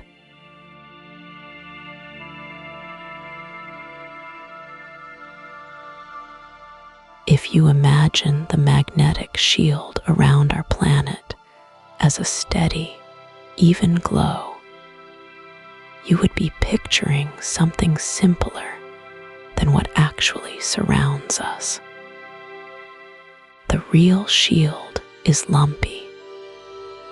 It is stronger in some places, weaker in others, and it shifts a little from year to year. The strangest of these soft spots sits over the southern part of the Atlantic Ocean, drifting slowly between South America and Southern Africa. Scientists call it the South Atlantic Anomaly, and it is one of the most curious features of our planet's magnetic field. In that region, the field is unusually weak.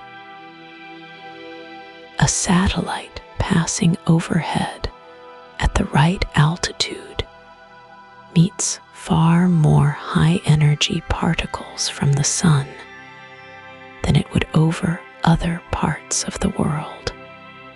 Spacecraft operators have known about this for decades. Some satellites are quietly powered down when they cross the anomaly, a small precaution against tiny electrical glitches. The International Space Station carries shielding for the same reason. From the ground below, nothing seems different. The sky looks the same. The compass still points roughly north. The weak spot is invisible to anyone who is not carrying a sensitive instrument. What makes this anomaly so puzzling is not just that it exists, but that it seems to be growing. Measurements taken over the last 200 years suggest the weak region has been widening and drifting westward. More recent satellite data hints that it may even be splitting into two lobes, like a single soft cloud slowly pulling apart. No one is sure why. One leading idea points to a deep, strange patch at the boundary between the molten outer core and the rocky mantle, far below the South Atlantic. In that patch, the magnetic field appears to be flipped, pointing the wrong way compared to the field around it. This reversed pocket, swirling deep inside the Earth, may be tugging at the surface field from below and pulling it thin. Another idea is gentler. The anomaly may simply be part of the normal, restless behavior of the Geodynamo, the great churning engine of liquid iron beneath our feet. Weak spots may come and go on timescales of centuries, blooming in one ocean, fading in another, with no special meaning behind any single one. In this view, the South Atlantic anomaly is not a warning sign. It is just a snapshot of a field that has always been uneven, captured during the brief window when humans happened to be measuring it. A third possibility, more speculative, links the anomaly to the early stages of a magnetic reversal. The field does flip from time to time, with north becoming south, and south becoming north over long stretches of geologic time. Before such flips, the field can grow patchy and weak in places. Some researchers wonder whether the South Atlantic anomaly is an early sign of such a slow turning. Others firmly disagree, pointing out that the field has had weak patches many times in the past without any reversal following. The honest answer is that we cannot yet tell the difference between a small wobble and the first whisper of something larger. The South Atlantic is not the only soft place. quieter, weak spots have been mapped beneath parts of the Arctic, beneath Canada, and in shifting positions across the southern oceans. The overall strength of the global field has dropped by something like 9% over the last 2 centuries, though it remains far stronger than the lowest values seen in the deep past. Whether that decline will continue, slow down, or reverse itself is another open question. The field has weakened before and recovered. It has also weakened before and flipped. Both paths look similar in the early stages. Some of the most surprising details are the small ones. The magnetic North Pole, the point where a compass needle stands straight up, has been racing across the Arctic at an unusual pace in recent decades, sliding from Canada toward Siberia. Magnetic South has barely moved during the same period. No one is certain why one pole would wander so quickly while its partner stays nearly still. Deep currents of liquid iron, invisible to us, must be reshaping themselves in ways we can only guess at from the patterns they leave on the surface.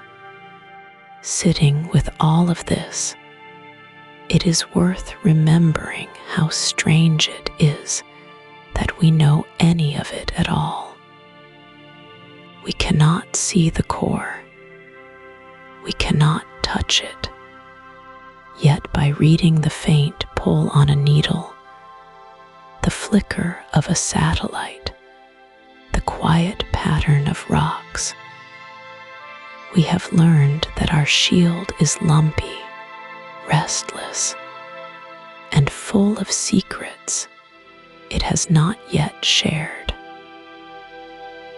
The weak spots drift on slowly in the dark.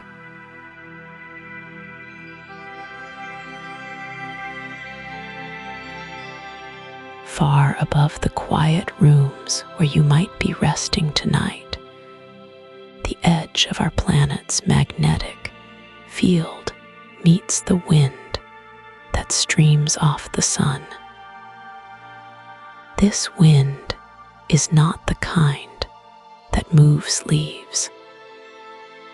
It is a thin river of charged particles, mostly protons and electrons, racing outward at hundreds of kilometers per second. It has been blowing for billions of years, and it blows past us now, brushing the outer edge of the invisible shield our core has made. Where this stream meets our magnetic field, something gentle and strange happens. The field bends and reshapes itself like a long teardrop, blunt on the sunward side and stretched out into a long tail on the night side. The blunt side is squeezed in to about 10 Earth radii. The tail can stretch out far beyond the moon's orbit, trailing behind us like the wake of a slow ship. We sit inside that teardrop, mostly unaware, going about our quiet lives, most of the solar wind slides around the shield and continues on into the dark. But some particles slip in along the field lines near the poles, funneled down toward the upper air. There, high above the frozen ground, they collide with atoms of oxygen and nitrogen. The atoms take in that energy, hold it for a moment, and then let it go again as light. Green light from oxygen lower down, red light from oxygen higher up, soft blue and purple from nitrogen. The auroras are simply our magnetic field showing itself, the way a wind chime shows the wind. Stand on a cold night in the far north, and you can watch the connection unfold in slow ribbons across the sky. The curtains of green that drift and fold are tracing the shape of field lines anchored thousands of kilometers below your feet. Lines that lead all the way down to the swirling iron of the outer core. In a sense, an aurora is a long, glowing message from the deep. The core stirs. The field reaches out. The sun pushes back, and the air at the top of the sky glows in answer. The connections do not stop there. The same shield that paints the auroras also protects the atmosphere itself. Without it, the solar wind would strike the upper air directly over billions of years, stripping away the lighter gases bit by bit. Some researchers think this is part of what happened to Mars long ago, when its core cooled and its magnetic field faded. The question is still open, but the pattern is suggestive. A living core, a living field, a living sky. They seem to belong to one another. Closer to home, the field touches the oceans in subtler ways. Salt water carries ions, and ions moving through a magnetic field feel a gentle nudge. The tides, the great currents, even the slow drift of seawater across the equator, all generate tiny magnetic signals of their own. Satellites can pick these signals up, faint whispers laid on top of the much louder voice of the core.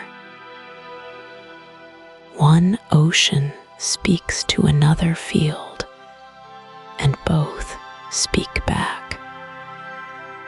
We are only beginning to read that conversation. Life itself seems woven in.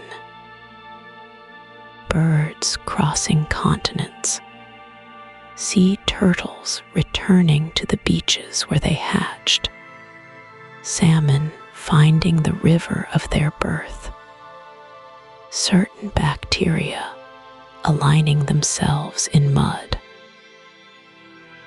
All of them appear to sense the magnetic field in some way we do not yet fully understand. The mechanism inside their bodies is still debated. One idea points to tiny crystals of magnetite. Another points to quantum effects inside special proteins in the eye. The evidence is incomplete. What seems clear is that the slow churn of iron, thousands of kilometers below the surface, somehow reaches up into the soft tissue of a migrating bird and helps guide it home. Even the climate may feel a distant echo. When the sun grows more active, the solar wind grows stronger, and more particles reach the upper atmosphere. Some researchers wonder whether this affects cloud formation or the chemistry of the high air in ways that nudge the weather over long stretches of time. Others are skeptical. The signal, if it exists, is small and tangled with many louder ones. The question stays open. What stays with you lying there in the dark is the sense of one long chain. The heat of the inner core warms the outer core. The outer core spins and makes a field. The field reaches up through rock and water and air, out into space, and meets a wind from a star. That meeting paints the sky. That sky shelters the oceans. Those oceans cradle the life that watches the sky and wonders where it all begins.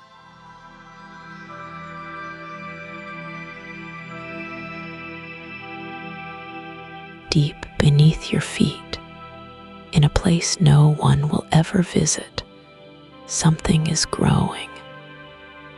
Not a plant, not a creature, something stranger and slower.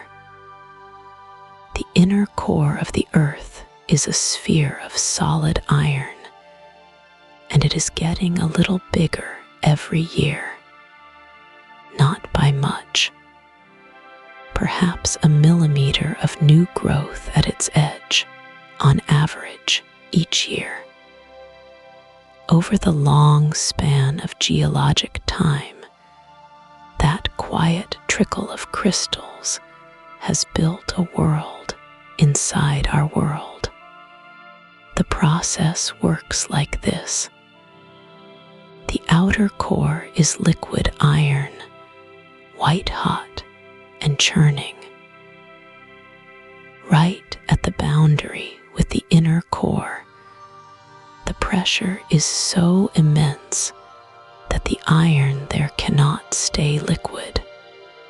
It freezes onto the inner sphere, atom by atom, building tiny crystals that lock into place.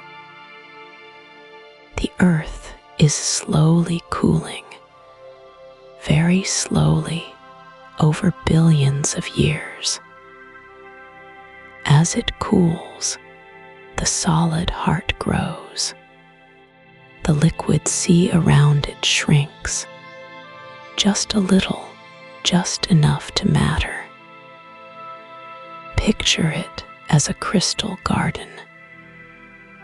Not the bright, sharp gardens you might imagine on a windowsill, but a hidden one, hot beyond any furnace, dark as the deepest cave. Each crystal of iron forms under crushing weight.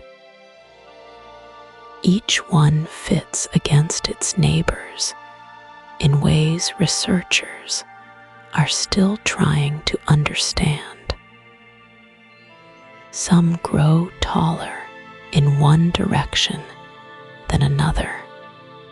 Some seem to line up, pointing the same way, as if the whole inner core has a grain to it, like wood. That grain is one of the long-standing puzzles. When seismic waves pass through the inner core, they travel a little faster in some directions than in others. Why this happens is not fully settled. One idea is that the iron crystals are shaped by the slow stirring of the liquid outside them, leaving a kind of fossil pattern of past motion. Another idea is that the inner core grows unevenly, faster on one side, slower on the other. There is even some evidence that the eastern and western halves of the inner core may have different textures, though the reasons remain open. The changes do not stop at the inner core's edge. As iron freezes onto the solid sphere, lighter elements get left behind in the liquid. Things like sulfur, oxygen, and silicon, which do not fit easily into the iron crystals, are pushed out into the outer core. These lighter bits rise upward through the molten metal, buoyant as smoke in still air. Their slow rising helps stir the whole liquid layer. That stirring, in turn, is part of what keeps the magnetic field alive. So the growth of the crystal garden is not just a curiosity. It is one of the engines of our shield. Without that slow freezing, the gentle separation of heavy from light, the dynamo above might weaken. The exact balance is hard to pin down. Some researchers wonder if the inner core only began to form 1 billion or so years ago. Others think it is older.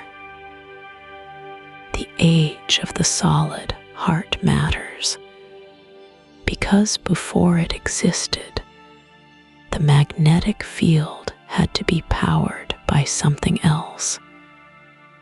And what that something was is still debated.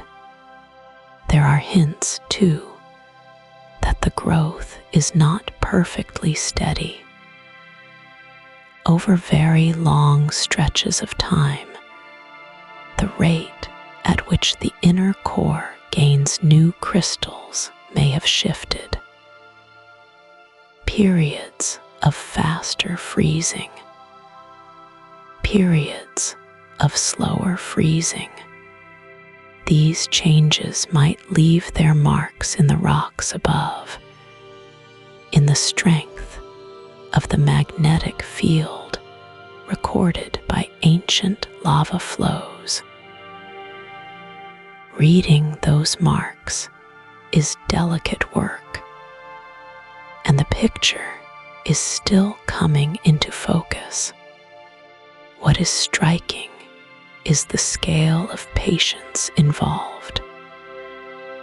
A single millimeter a year, a grain of sand's worth of new iron per perhaps, in a human lifetime.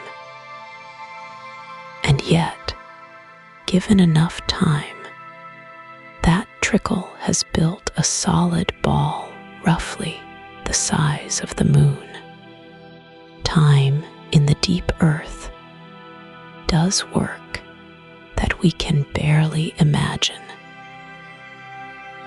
The crystals that froze when the first simple life appeared on the surface are still down there, buried now under layers of newer iron that grew over them. Tonight, while you settle into stillness, the garden keeps growing. Somewhere beneath the ocean floor, beneath the mantle's slow drift, a tiny new crystal locks into place against its older neighbors. A tiny bubble of lighter material drifts upward into the liquid sea. The shield above adjusts by some impossibly small amount to the change. None of it is loud. None of it is sudden. It is one of the quietest constructions in the universe, and it has been going on in one form or another for more time than any mind can hold. The garden grows. The earth keeps its slow, patient shape.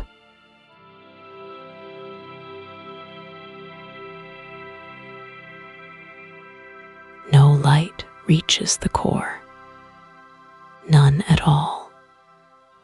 The sun's warm gold stops at the surface, and even the brightest beam ever made by human hands cannot pierce more than a few meters of solid rock. The deep earth sits in a darkness so complete that the word darkness almost loses its meaning. And yet, somehow, we have learned the shape of that hidden world. We have measured its layers, traced its boundaries, and sketched the soft curve of its inner sphere. We have done all of this without ever seeing it. The way we see the core is strange and beautiful. We see it with sound. When a large earthquake breaks somewhere on the planet, it does more than shake the ground nearby. It sends waves through the entire earth. These waves ripple through the crust, dive into the mantle, pass through the outer core, and sometimes touch the inner core itself before climbing back to the surface on the other side of the world. Each wave carries a tiny message about everything it passed through. The deeper it went, the more it has to tell. In a sense, every great earthquake becomes a lamp. Not a lamp of light, but a lamp of sound, sweeping across the inside of the planet and lighting up its hidden rooms. Scientists call the tools that catch these waves seismometers. They are quiet instruments, often buried in vaults or sunk into boreholes, listening day and night to the faintest movements of the ground. A network of these listeners now covers much of the world. when a quake happens in Chile or Japan or the Aleutian Islands. Hundreds of these instruments record the same event from hundreds of angles. By comparing the tiny differences in arrival times, researchers can build a picture of what the waves passed through. It is a little like seeing a shape by listening to how a bell rings around it. Two main kinds of waves do the work. One is the pressure wave, which pushes and pulls the rock as it travels, much like sound moving through air. The other is the shear wave, which wiggles the rock from side to side. The shear wave has a useful habit. It cannot move through liquid. When the outer core was first studied in the early 20th century, researchers noticed a strange shadow on the far side of the Earth, a place where shear waves never arrived. That silence was the clue. It told them the outer core had to be molten, a whole ocean of liquid metal, sensed only by the absence of a certain kind of shaking. The inner core revealed itself in a similar way.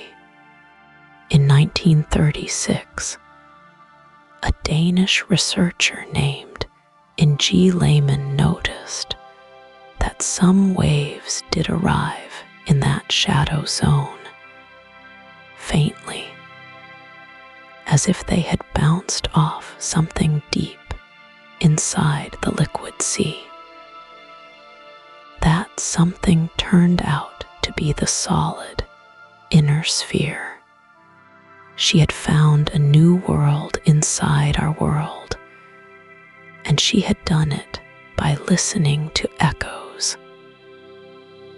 There was no drilling, no diving, no camera, just patient attention to the rhythm of the planet.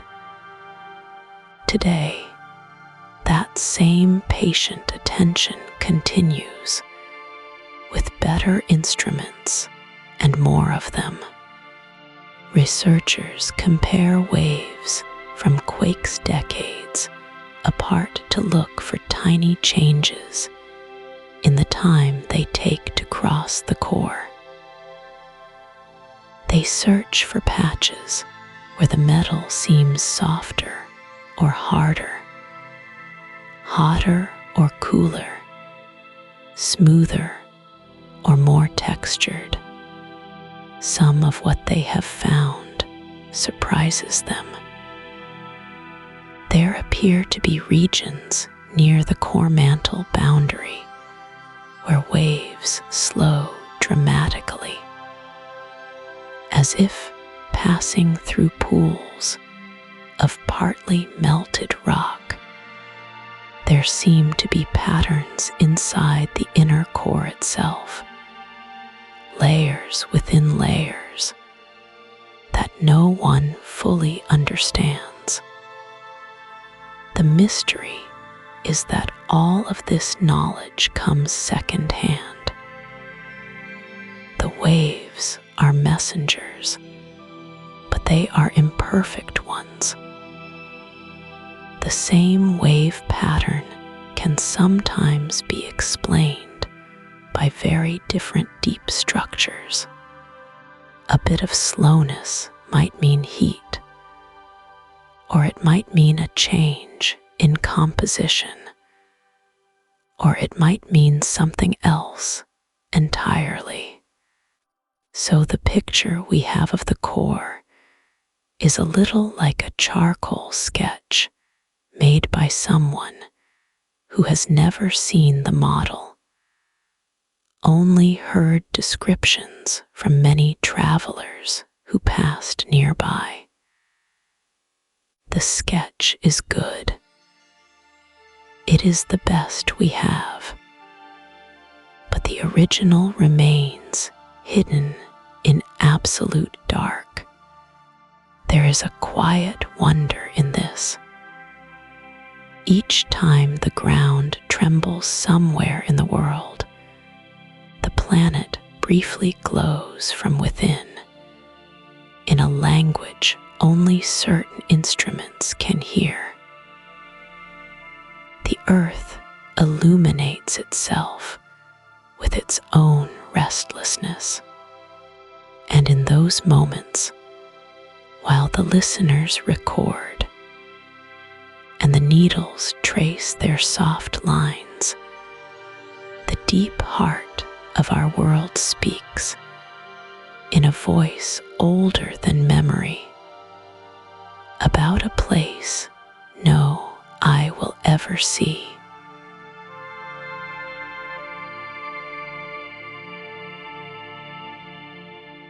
Listen closely, and the deep earth has a voice. It is not a voice we hear with our ears. It is a voice we hear through the ground itself, through the slow shaking of stone after a distant quake. When a large earthquake breaks somewhere on the planet, it sends out waves in every direction. Some of those waves travel down, deep down, all the way through the core and out the other side. By the time they arrive at a quiet seismic station on the far side of the world, they have passed through every hidden layer beneath our feet. And inside those whispers, some researchers think they have heard something strange. They have heard, perhaps, the sound of a core within the core. For most of the last century, the picture seemed settled enough. There was a liquid outer core of swirling iron, and within it, a solid inner core about the size of the moon. 2 layers, one molten, one frozen. A clean and simple design. But in the last 20 years or so, a quieter idea has been growing. When seismologists studied the way certain waves travel through the inner core, they noticed something odd. The waves did not move at the same speed in every direction. They seemed to move a little faster along one axis and a little slower along another. This is called anisotropy, which simply means that a material behaves differently depending on which way you push it. That alone was puzzling. But then the puzzle deepened. When they looked at the very center of the inner core, the innermost few hundred kilometers, the pattern of anisotropy seemed to shift. The direction of the fast axis appeared to tilt, as if there were not one solid sphere down there, but 2, an inner core, nested inside the inner core, like the smallest doll in a set of wooden nesting dolls. It is a beautiful idea and a quiet one. No alarm, no drama. Just a soft suggestion that the heart of our planet may have a heart of its own. If it is real, what could it be made of? One possibility is that it is still iron, but iron arranged in a different crystal pattern. At the pressures and temperatures of the deep core, iron atoms can pack themselves into more than one shape. Perhaps the outer part of the inner core froze in one pattern long ago. And then, as conditions slowly changed, a new pattern began forming at the very center. A garden within a garden, growing in a different direction. Another possibility is that the inner core formed during a different chapter of Earth's history. Some researchers wonder if a major event, perhaps a great change in how the planet cooled, left a kind of seam inside the solid sphere. Everything older than that seam belongs to one era. Everything younger belongs to another. If that idea is correct, then listening to seismic waves through the deep earth is a little like reading the rings of an unimaginably old tree. But the evidence is not settled. The signals that hint at an inner core are faint. They live at the very edge of what our instruments can resolve. Some seismologists look at the same data and see only one inner core with patches of variation rather than a true nested sphere. Others see clear evidence of a boundary. The disagreement is not loud. It is patient, careful, the way these things tend to be. It is the disagreement of people who know they may not have the answer in their lifetime. What makes this mystery so quietly haunting is that we cannot go and check. We will never drill there.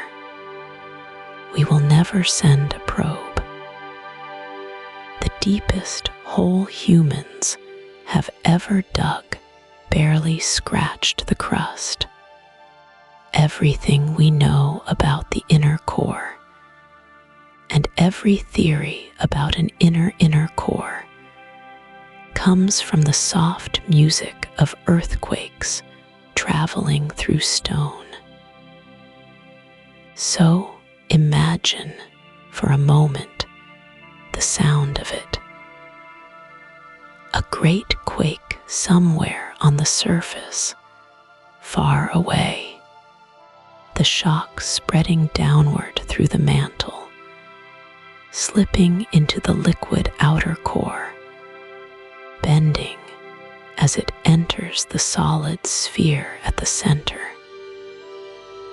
And then, perhaps, brushing against an even older boundary, deeper still. A faint echo returning to the surface thousands of seconds later, carrying a single uncertain word. Maybe there is a smaller world inside our world, maybe there is not. The question rests there, untouched, while the planet turns.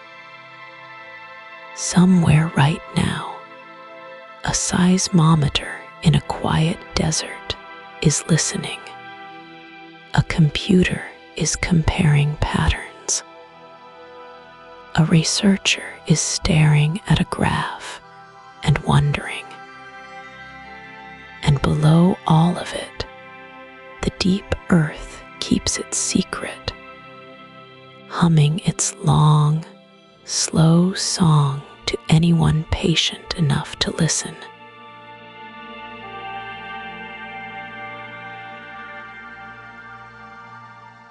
Beneath the wide gray plains of the deep ocean, the floor of the world holds a kind of memory. It is written in iron. It is written in stone. And it is written in patterns so orderly, so quietly mathematical, that when scientists first read them, they realized the seafloor was telling a story no one had thought to ask for. The story is about the core. The story is about time. And the story is recorded in stripes. Here is how the writing happens. Deep below the mid-ocean ridges, hot molten rock rises slowly from the mantle.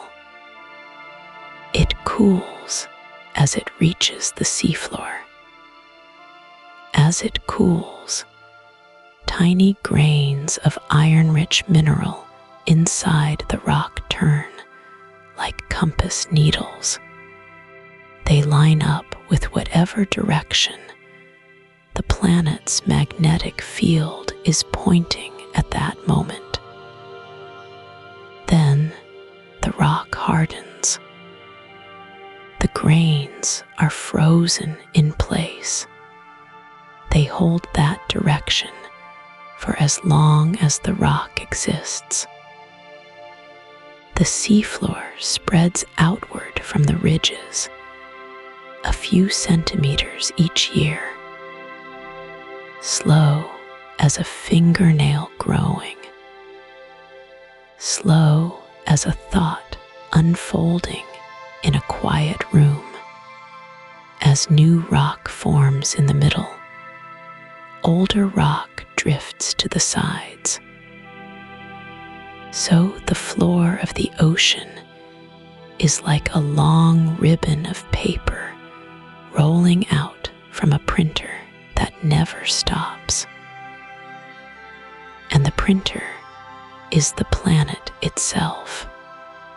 When the magnetic field flips, as it has done many hundreds of times across deep time, the printer changes ink. The new rock cooling at the ridge now points the other way. So the seafloor builds up in bands, alternating, like the pages of a book read sideways. North pointing, south pointing, north pointing again. Each band a chapter. Each boundary a moment when the core, far below, changed its mind. The numbers in these stripes are beautiful in their simplicity. If the seafloor spreads at 4 centimeters a year, and a stripe is 40 kilometers wide, then that stripe represents 1 million years of stillness, when the field held its direction without flipping. Multiply, divide. The math is gentle. You can hold it in one hand. From a single ribbon of basalt, you can read the rhythm of the core's heartbeat across tens of millions of years. The patterns are symmetrical. On either side of a mid-ocean ridge, the stripes mirror each other. The same chapters appear to the left and to the right in the same order, at the same distances out. The ocean floor is a book bound down the middle, and both halves tell the same tale. When this symmetry was first noticed in the middle of the last century, it became one of the strongest hints that the continents truly do drift, and that the field truly does reverse. Yet even with all this clean arithmetic, the deeper question stays open. The stripes tell us when reversals happened. They do not tell us why. The intervals between flips are not regular. Some last tens of millions of years. Others last only tens of thousands. One long, quiet stretch in the age of dinosaurs lasted nearly 40 million years with no reversal at all. Then the rhythm picked up again. No one has found a clock inside the core that explains this. The numbers are precise. The cause is not. Some researchers wonder if the pattern of reversals is shaped by changes in the mantle far above the core. Slow rearrangements of hot rock that take hundreds of millions of years. Others suspect that the core has its own internal weather. Swirling iron currents that wander into new arrangements on their own schedule. The mathematics of these models is elegant. The agreement with reality is partial. The honest answer is that the seafloor has given us a beautiful record, and we are still learning how to read its handwriting. There is something restful in this. The planet has been keeping a diary in stone for as long as there have been oceans. The diary writes itself slowly, without asking permission, and the rules it follows are simple ones. Heat rises, rock cools, iron remembers, the floor spreads, the field flips, each rule a short sentence, each sentence repeating for billions of years. Picture it now. A dim plain of dark basalt, far below any light. Long parallel bands stretching off toward the ridge. Each one a million years of patience. The water above is cold and still. Somewhere in the rock, tiny iron grains hold their old direction, faithful to a pole that moved long before any human stood on the surface. The math is quiet. The record is long. And the deeper question, the the one about why the core changes its mind at all, drifts on through the dark, still waiting for an answer.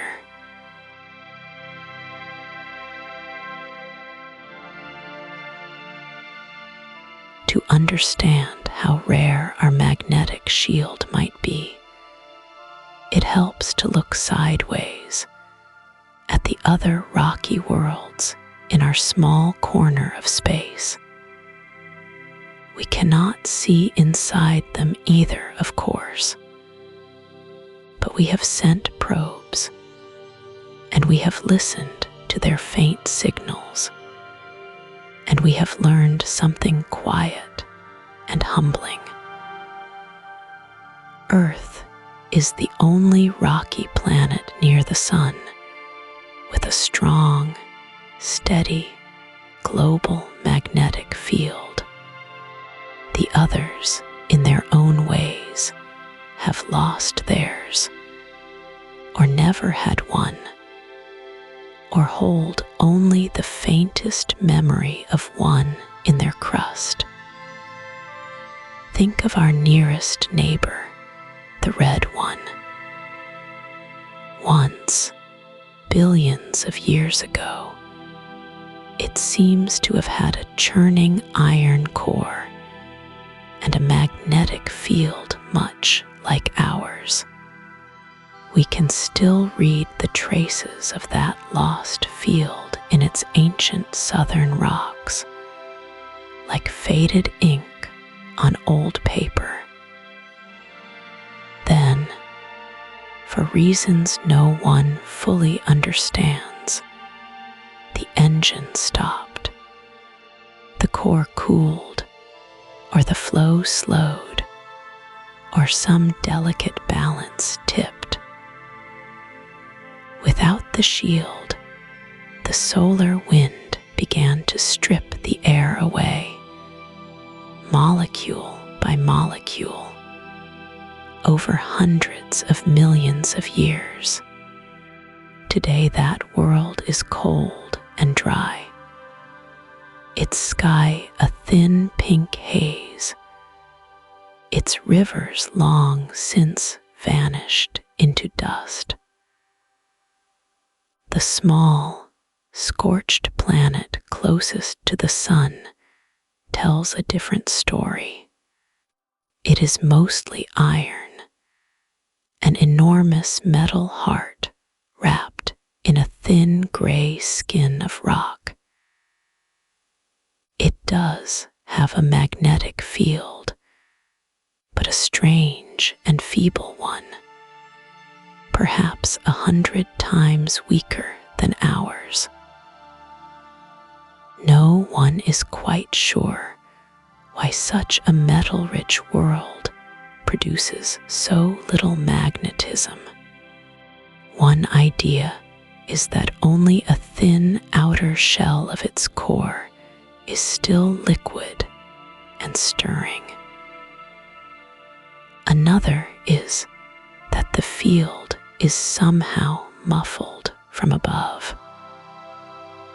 The question remains open. Then there is our sister world, nearly the same size as Earth, nearly the same mass, made of nearly the same stuff. By every rough measure, it should be our twin. And yet, it has almost no magnetic field at all. Its day is so long, and its rotation so slow and backward, that some researchers wonder if a proper geodynamo simply cannot get started there. Others suspect its interior never separated cleanly into a solid inner core and a liquid outer one. Whatever the reason, the surface is a furnace of crushing pressure and acid clouds, with a thick atmosphere held in place by gravity, but unprotected from above.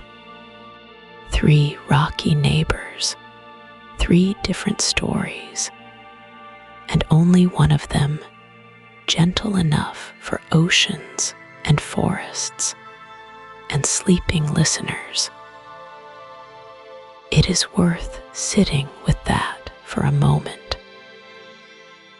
Our own quiet miracle depends on a long chain of small coincidences. The earth formed at just the right distance from the sun, where water can be liquid most of the time. It grew large enough to hold onto its heat, but not so large that it became a gas world. It collected enough iron in its center to build a deep, churning core. It spins quickly, once every 24 hours, which seems to help the swirling motions that generate the field.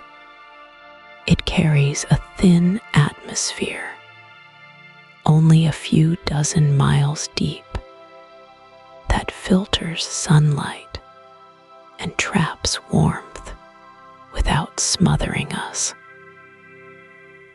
And above all that, the invisible shield reaches out tens of thousands of miles into space, brushing aside the steady storm of particles from the sun. Change any one of these settings, and the story shifts. A slower spin, a smaller core, a hotter star, a thinner atmosphere, and the gentle balance starts to wobble. Some researchers wonder if the Geodynamo would still work on a planet that turned only once a year. Others ask whether plate tectonics, which slowly carries heat out of the interior, is itself necessary to keep the core stirring. We do not yet know. We only have one working example, and we are standing on it. There is a soft kind of wonder in this. The shield above us is not a guarantee. It is a long-running accident or a long-running gift, depending on how you like to think about such things.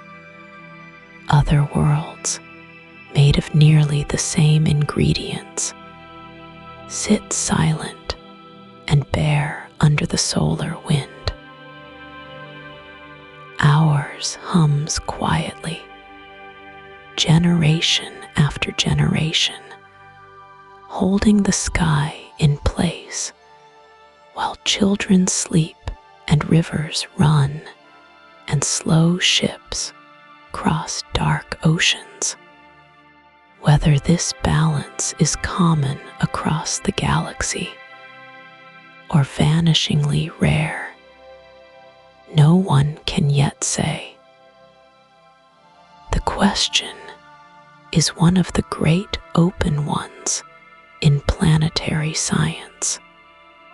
For now, we have only the comparison close at hand.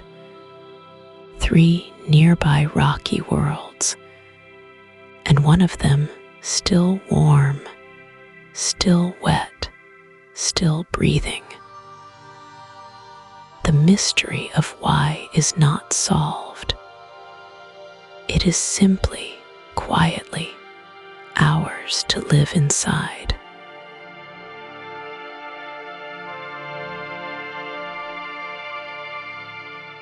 Far beneath our feet, at the very bottom of the mantle, something strange is hiding. About 1,800 miles down, where the hot rock of the mantle meets the molten iron of the outer core, there are two enormous shapes. They are so large that scientists struggle to describe them. Each one is the size of a continent.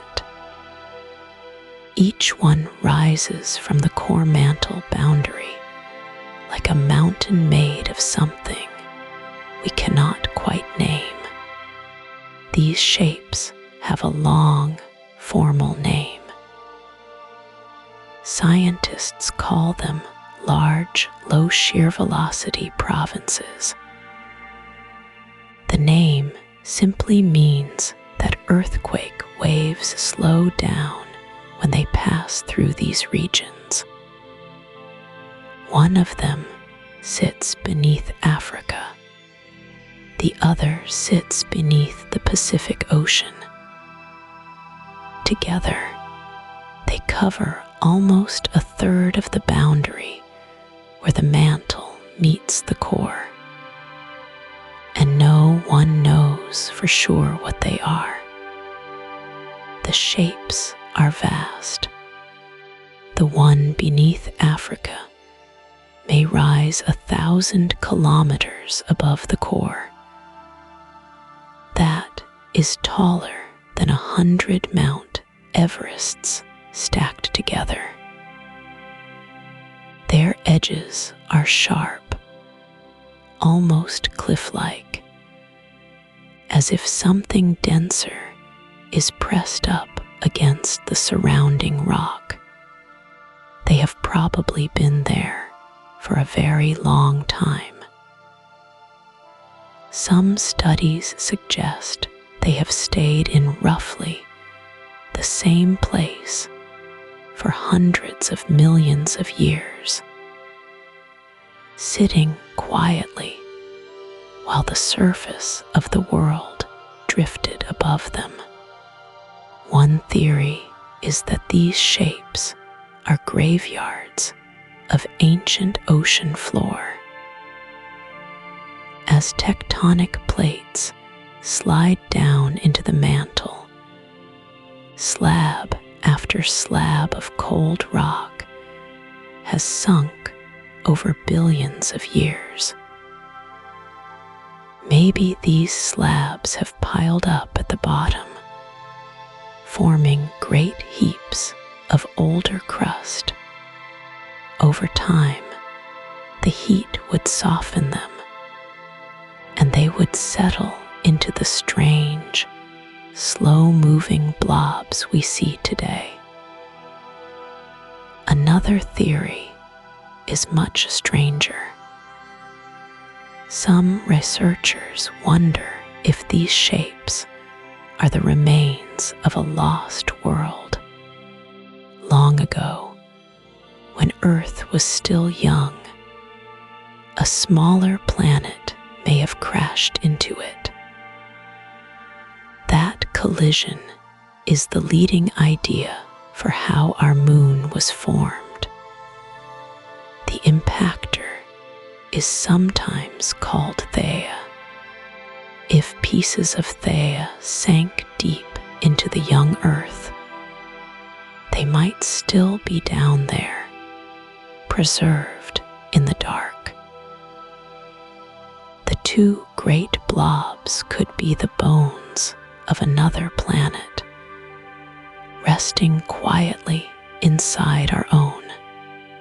There are other ideas as well.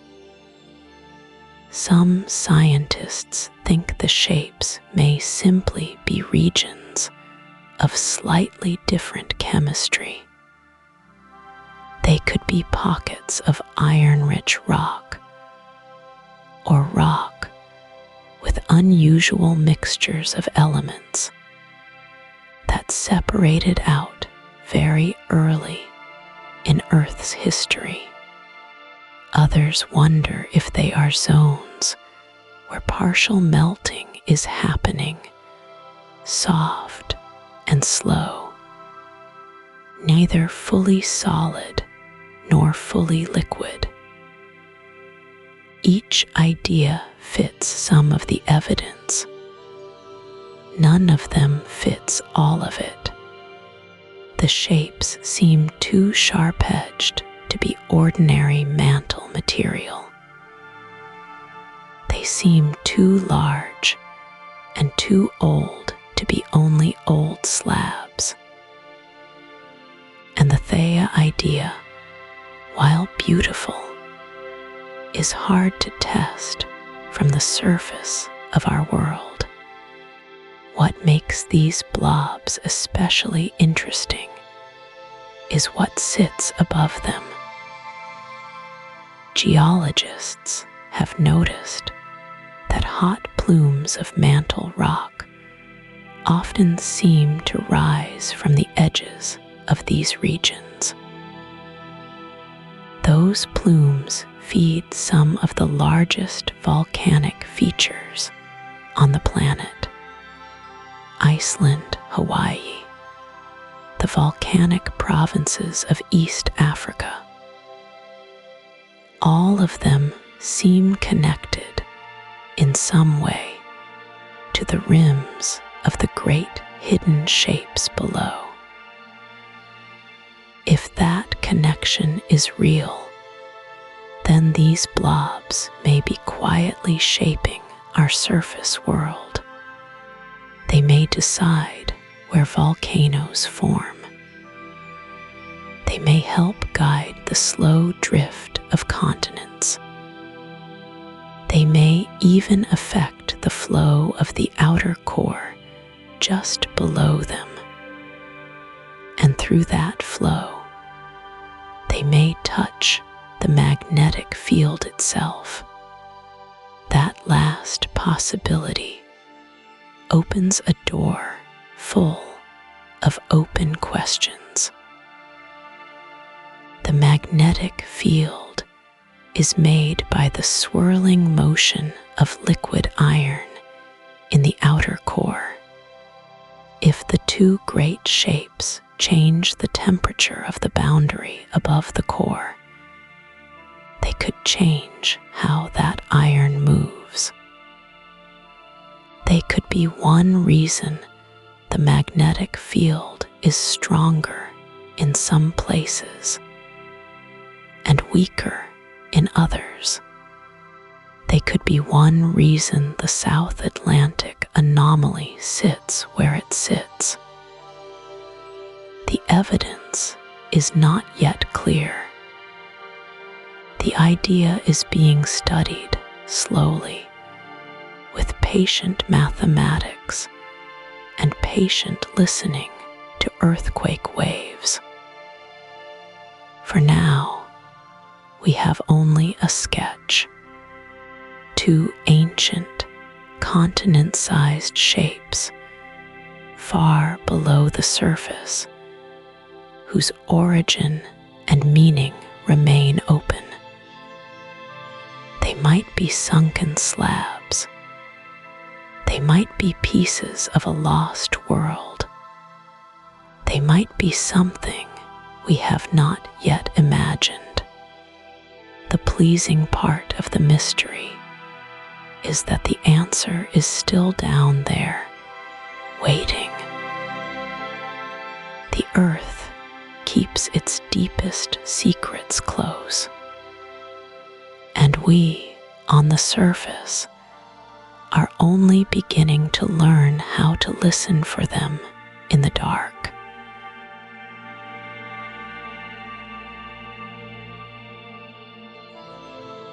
Somewhere ahead, in a time we cannot quite see, the magnetic field will turn over. The North Pole will become south, and the south will become north. We know this because the rocks remember it happening many times before. What we do not know is when. We do not know how long it will take.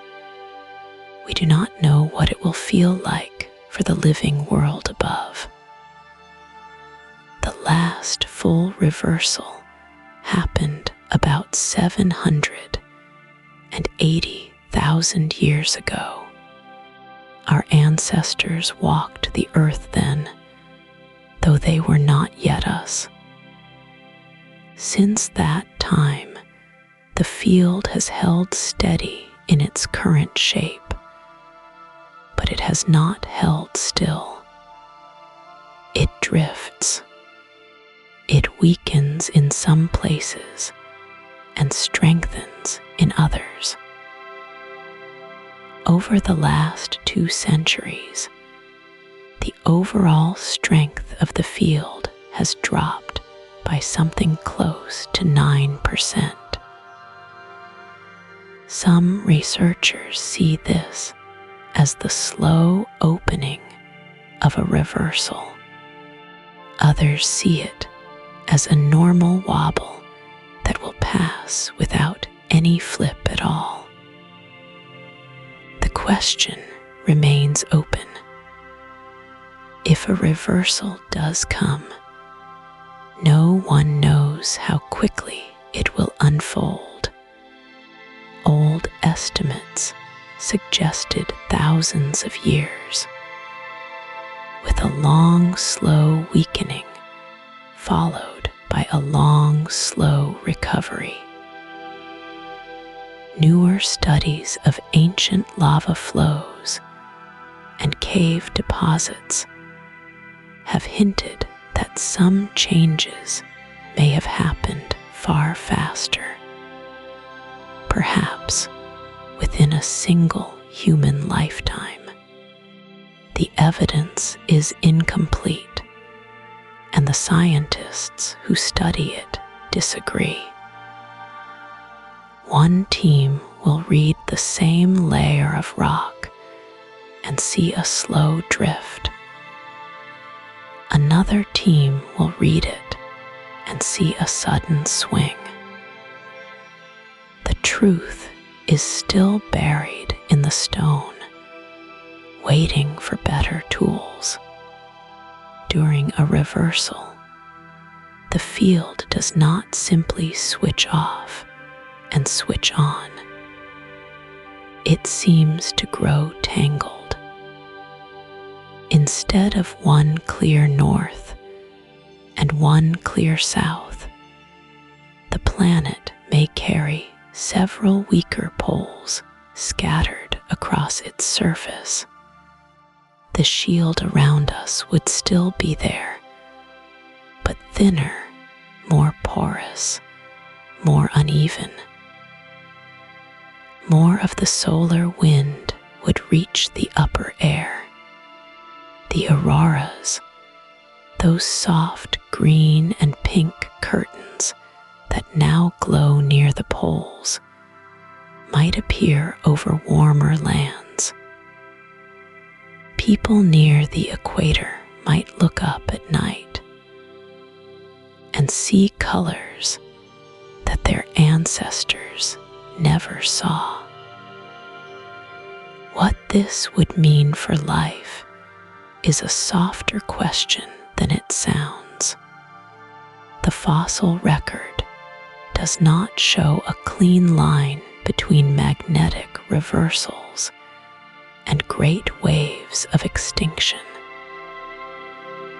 Life has lived through hundreds of these flips, and most species seem to have carried on. The deepest concern is more modern.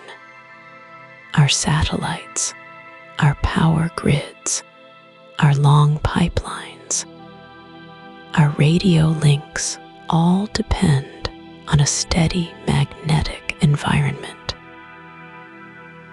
A weaker, messier field would let more charged particles through, and the delicate machines we have built might feel it more than the birds and the whales.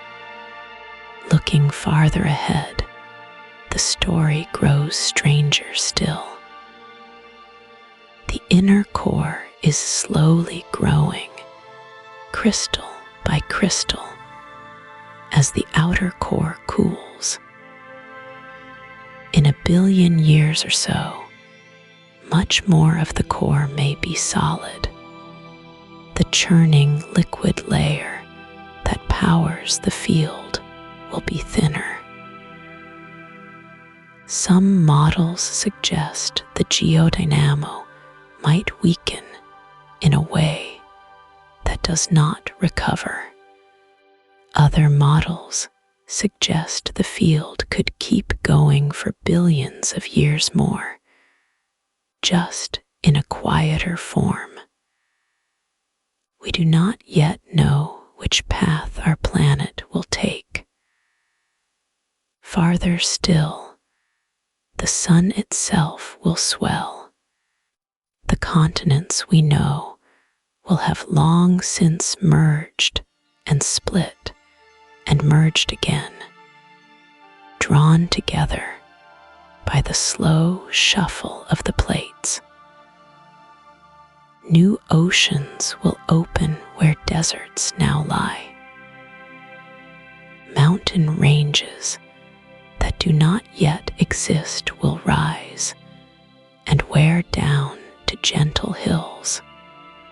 The magnetic field, whatever shape it holds, will go on writing its quiet record into the new rocks of those new lands, as it has done for nearly 4 billion years already.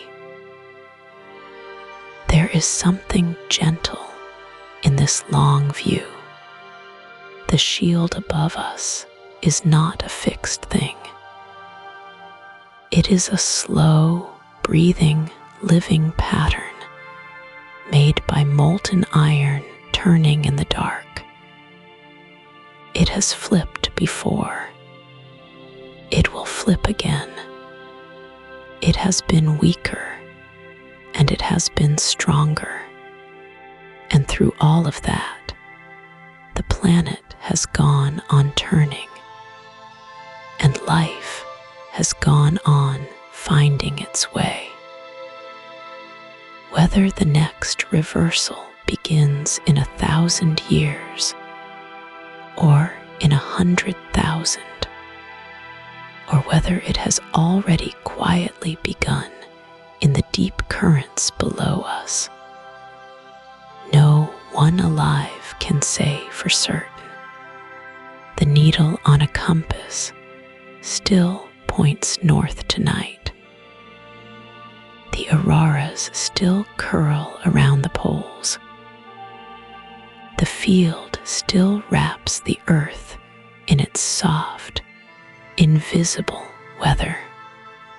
What comes next is one of the oldest open questions our world holds, and it will be answered in its own time by the slow turning of the iron heart beneath our feet.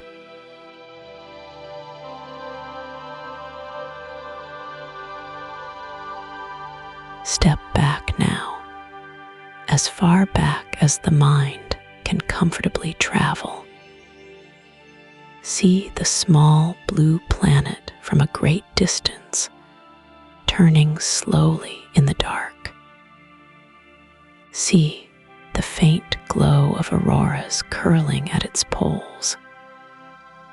See the invisible shape of the magnetic field stretching out into space like the soft petals of a flower made of light no eye can see.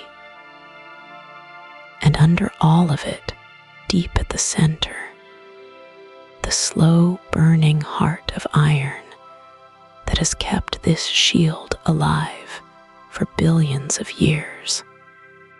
Every atom of that iron once lived inside a star. Long before Earth existed, ancient stars forged the heavy elements in their cores, pressing lighter matter together under tremendous heat. When those those stars reached the end of their lives, they scattered their insides across the cold spaces between worlds. The iron in our core, the iron in our blood, the iron in a rusting nail on a quiet porch. All of it came from the same place, the dying breath of stars older than the sun. Our planet gathered itself from that scattered dust. Grain by grain, the early earth pulled together, growing warm with the friction of its own becoming. The heavy iron sank inward. The lighter rock floated upward. And somewhere in that slow sorting, a churning ocean of metal began to spin, and a magnetic field bloomed around the young world like a soft breath fogging cold glass. Without that field, the solar wind might have stripped the air away. Without that field, water might have boiled off into space. Without that field, the surface might have stayed as bare and silent as the moon. So life, in a sense, owes its quiet to the deep. Every forest, every coral reef, every dragonfly hovering over a still pond, every sleeping child, all of it rests inside a bubble of protection generated by a fluid we will never touch. The shield is invisible. The engine that powers it lies more than 2,000 miles below the soles of our feet, and yet we live our small, bright lives inside it as easily as a fish lives inside the sea. The shield is not steady. It wanders. It weakens in places, strengthens in others. It has flipped its poles many times across the long history of the planet, and life has carried on through every reversal. Whatever the next change brings, the deeper story is one of resilience. The core has been turning for billions of years. It has watched continents drift, oceans open and close, ice ages come and go.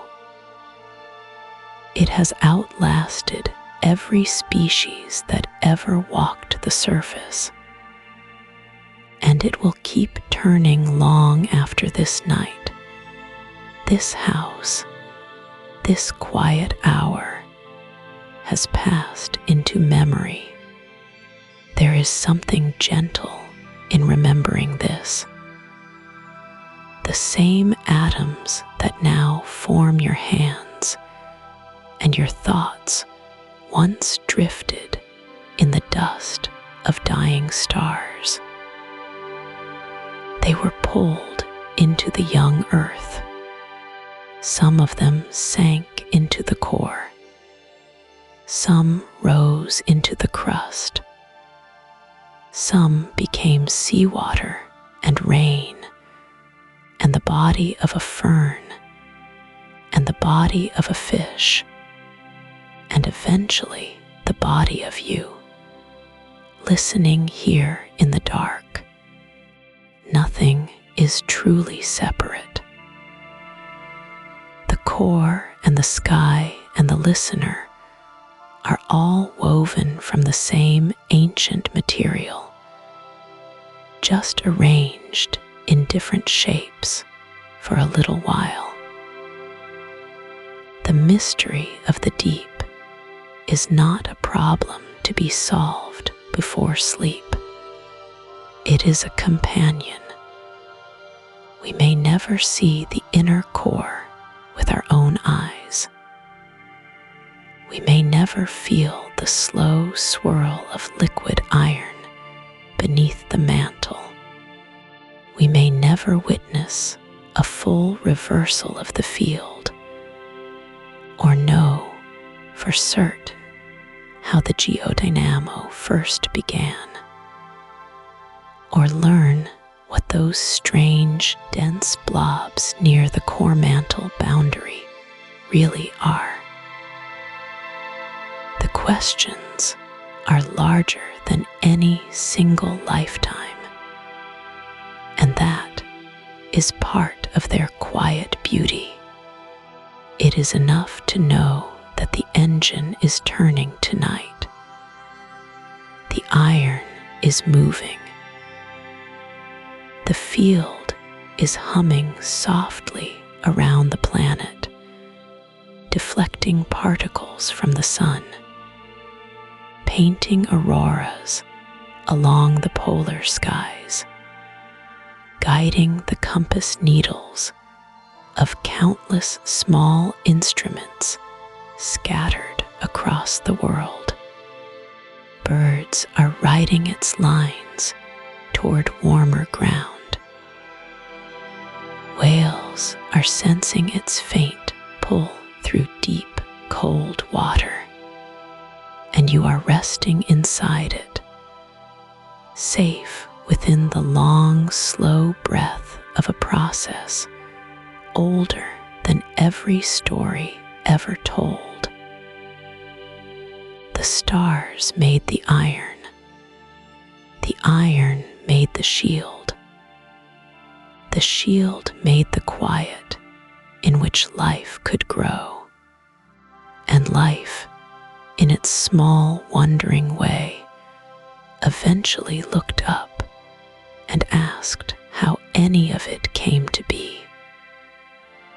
We do not have all the answers. We may never have all the answers. But the wondering itself is a kind of belonging.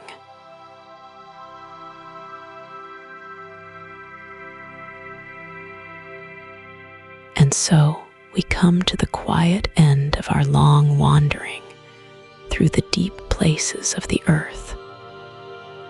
We have traveled far without leaving the warm space where you are resting.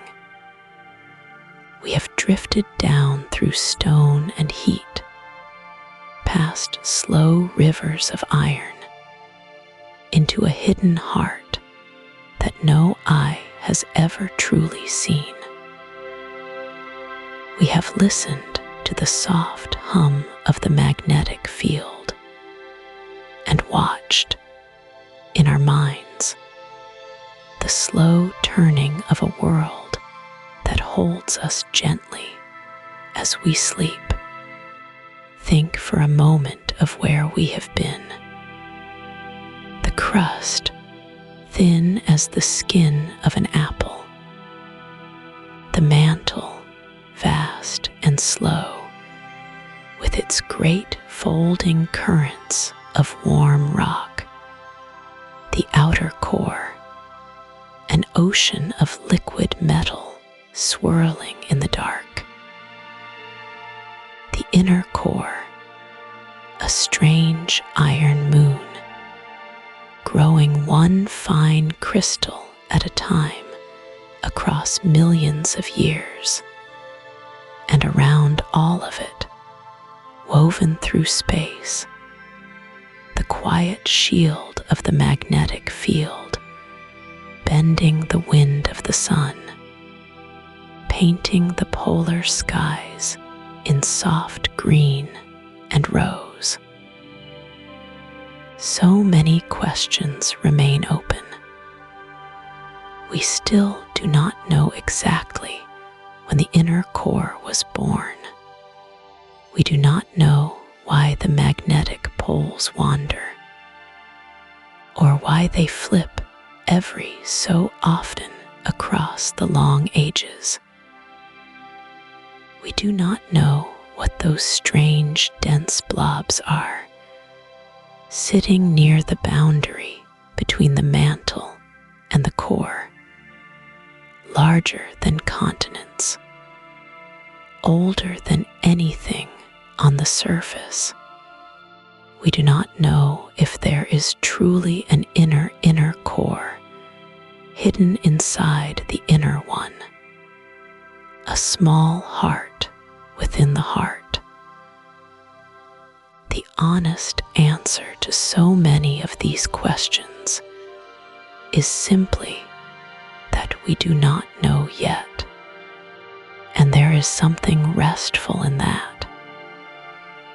The earth keeps its deepest secrets close, the way a sleeping body keeps its dreams. We can only listen at the door. We send earthquakes through the planet and catch their faint echoes. We read the soft, magnetic memories trapped in old lava. We measure the slow drift of compass needles across centuries. From all these small clues, we sketch a picture in pencil, and we know the picture will change. That is not a failure. That is what wonder looks like when it grows up. Picture the planet now, from somewhere far above the night side. A round blue stone turning slowly in the dark. White swirls of cloud move across its oceans. The lights of small towns glimmer along the coastlines. Above the poles, a soft curtain of green light ripples in silence, the visible breath of the magnetic field meeting the sun. Beneath all of it, deep beneath the rocks and the roots and the sleeping cities, the great iron ocean keeps turning, keeps humming, keeps making the quiet field that has sheltered life for billions of years. You are held inside that shield right now. The same field that guides the long flight of birds across continents. The same field that turns a small needle north on a hiker's palm. The same field that has watched over every creature that ever lived on this world, from the first soft cells in shallow seas to the warm shape of you, breathing slowly into your pillow. The mysteries are not threats. They are companions. They will be there tomorrow night, and the night after that, and 1,000 nights from now. Scientists will keep listening. New ideas will rise, and old ones will gently settle. Maybe in your lifetime, someone will finally understand why the poles flip, or what those deep continent-shaped shadows really are. Maybe not. Either way, the planet will keep turning. The core will keep glowing. The field will keep its soft watch over the sleeping world.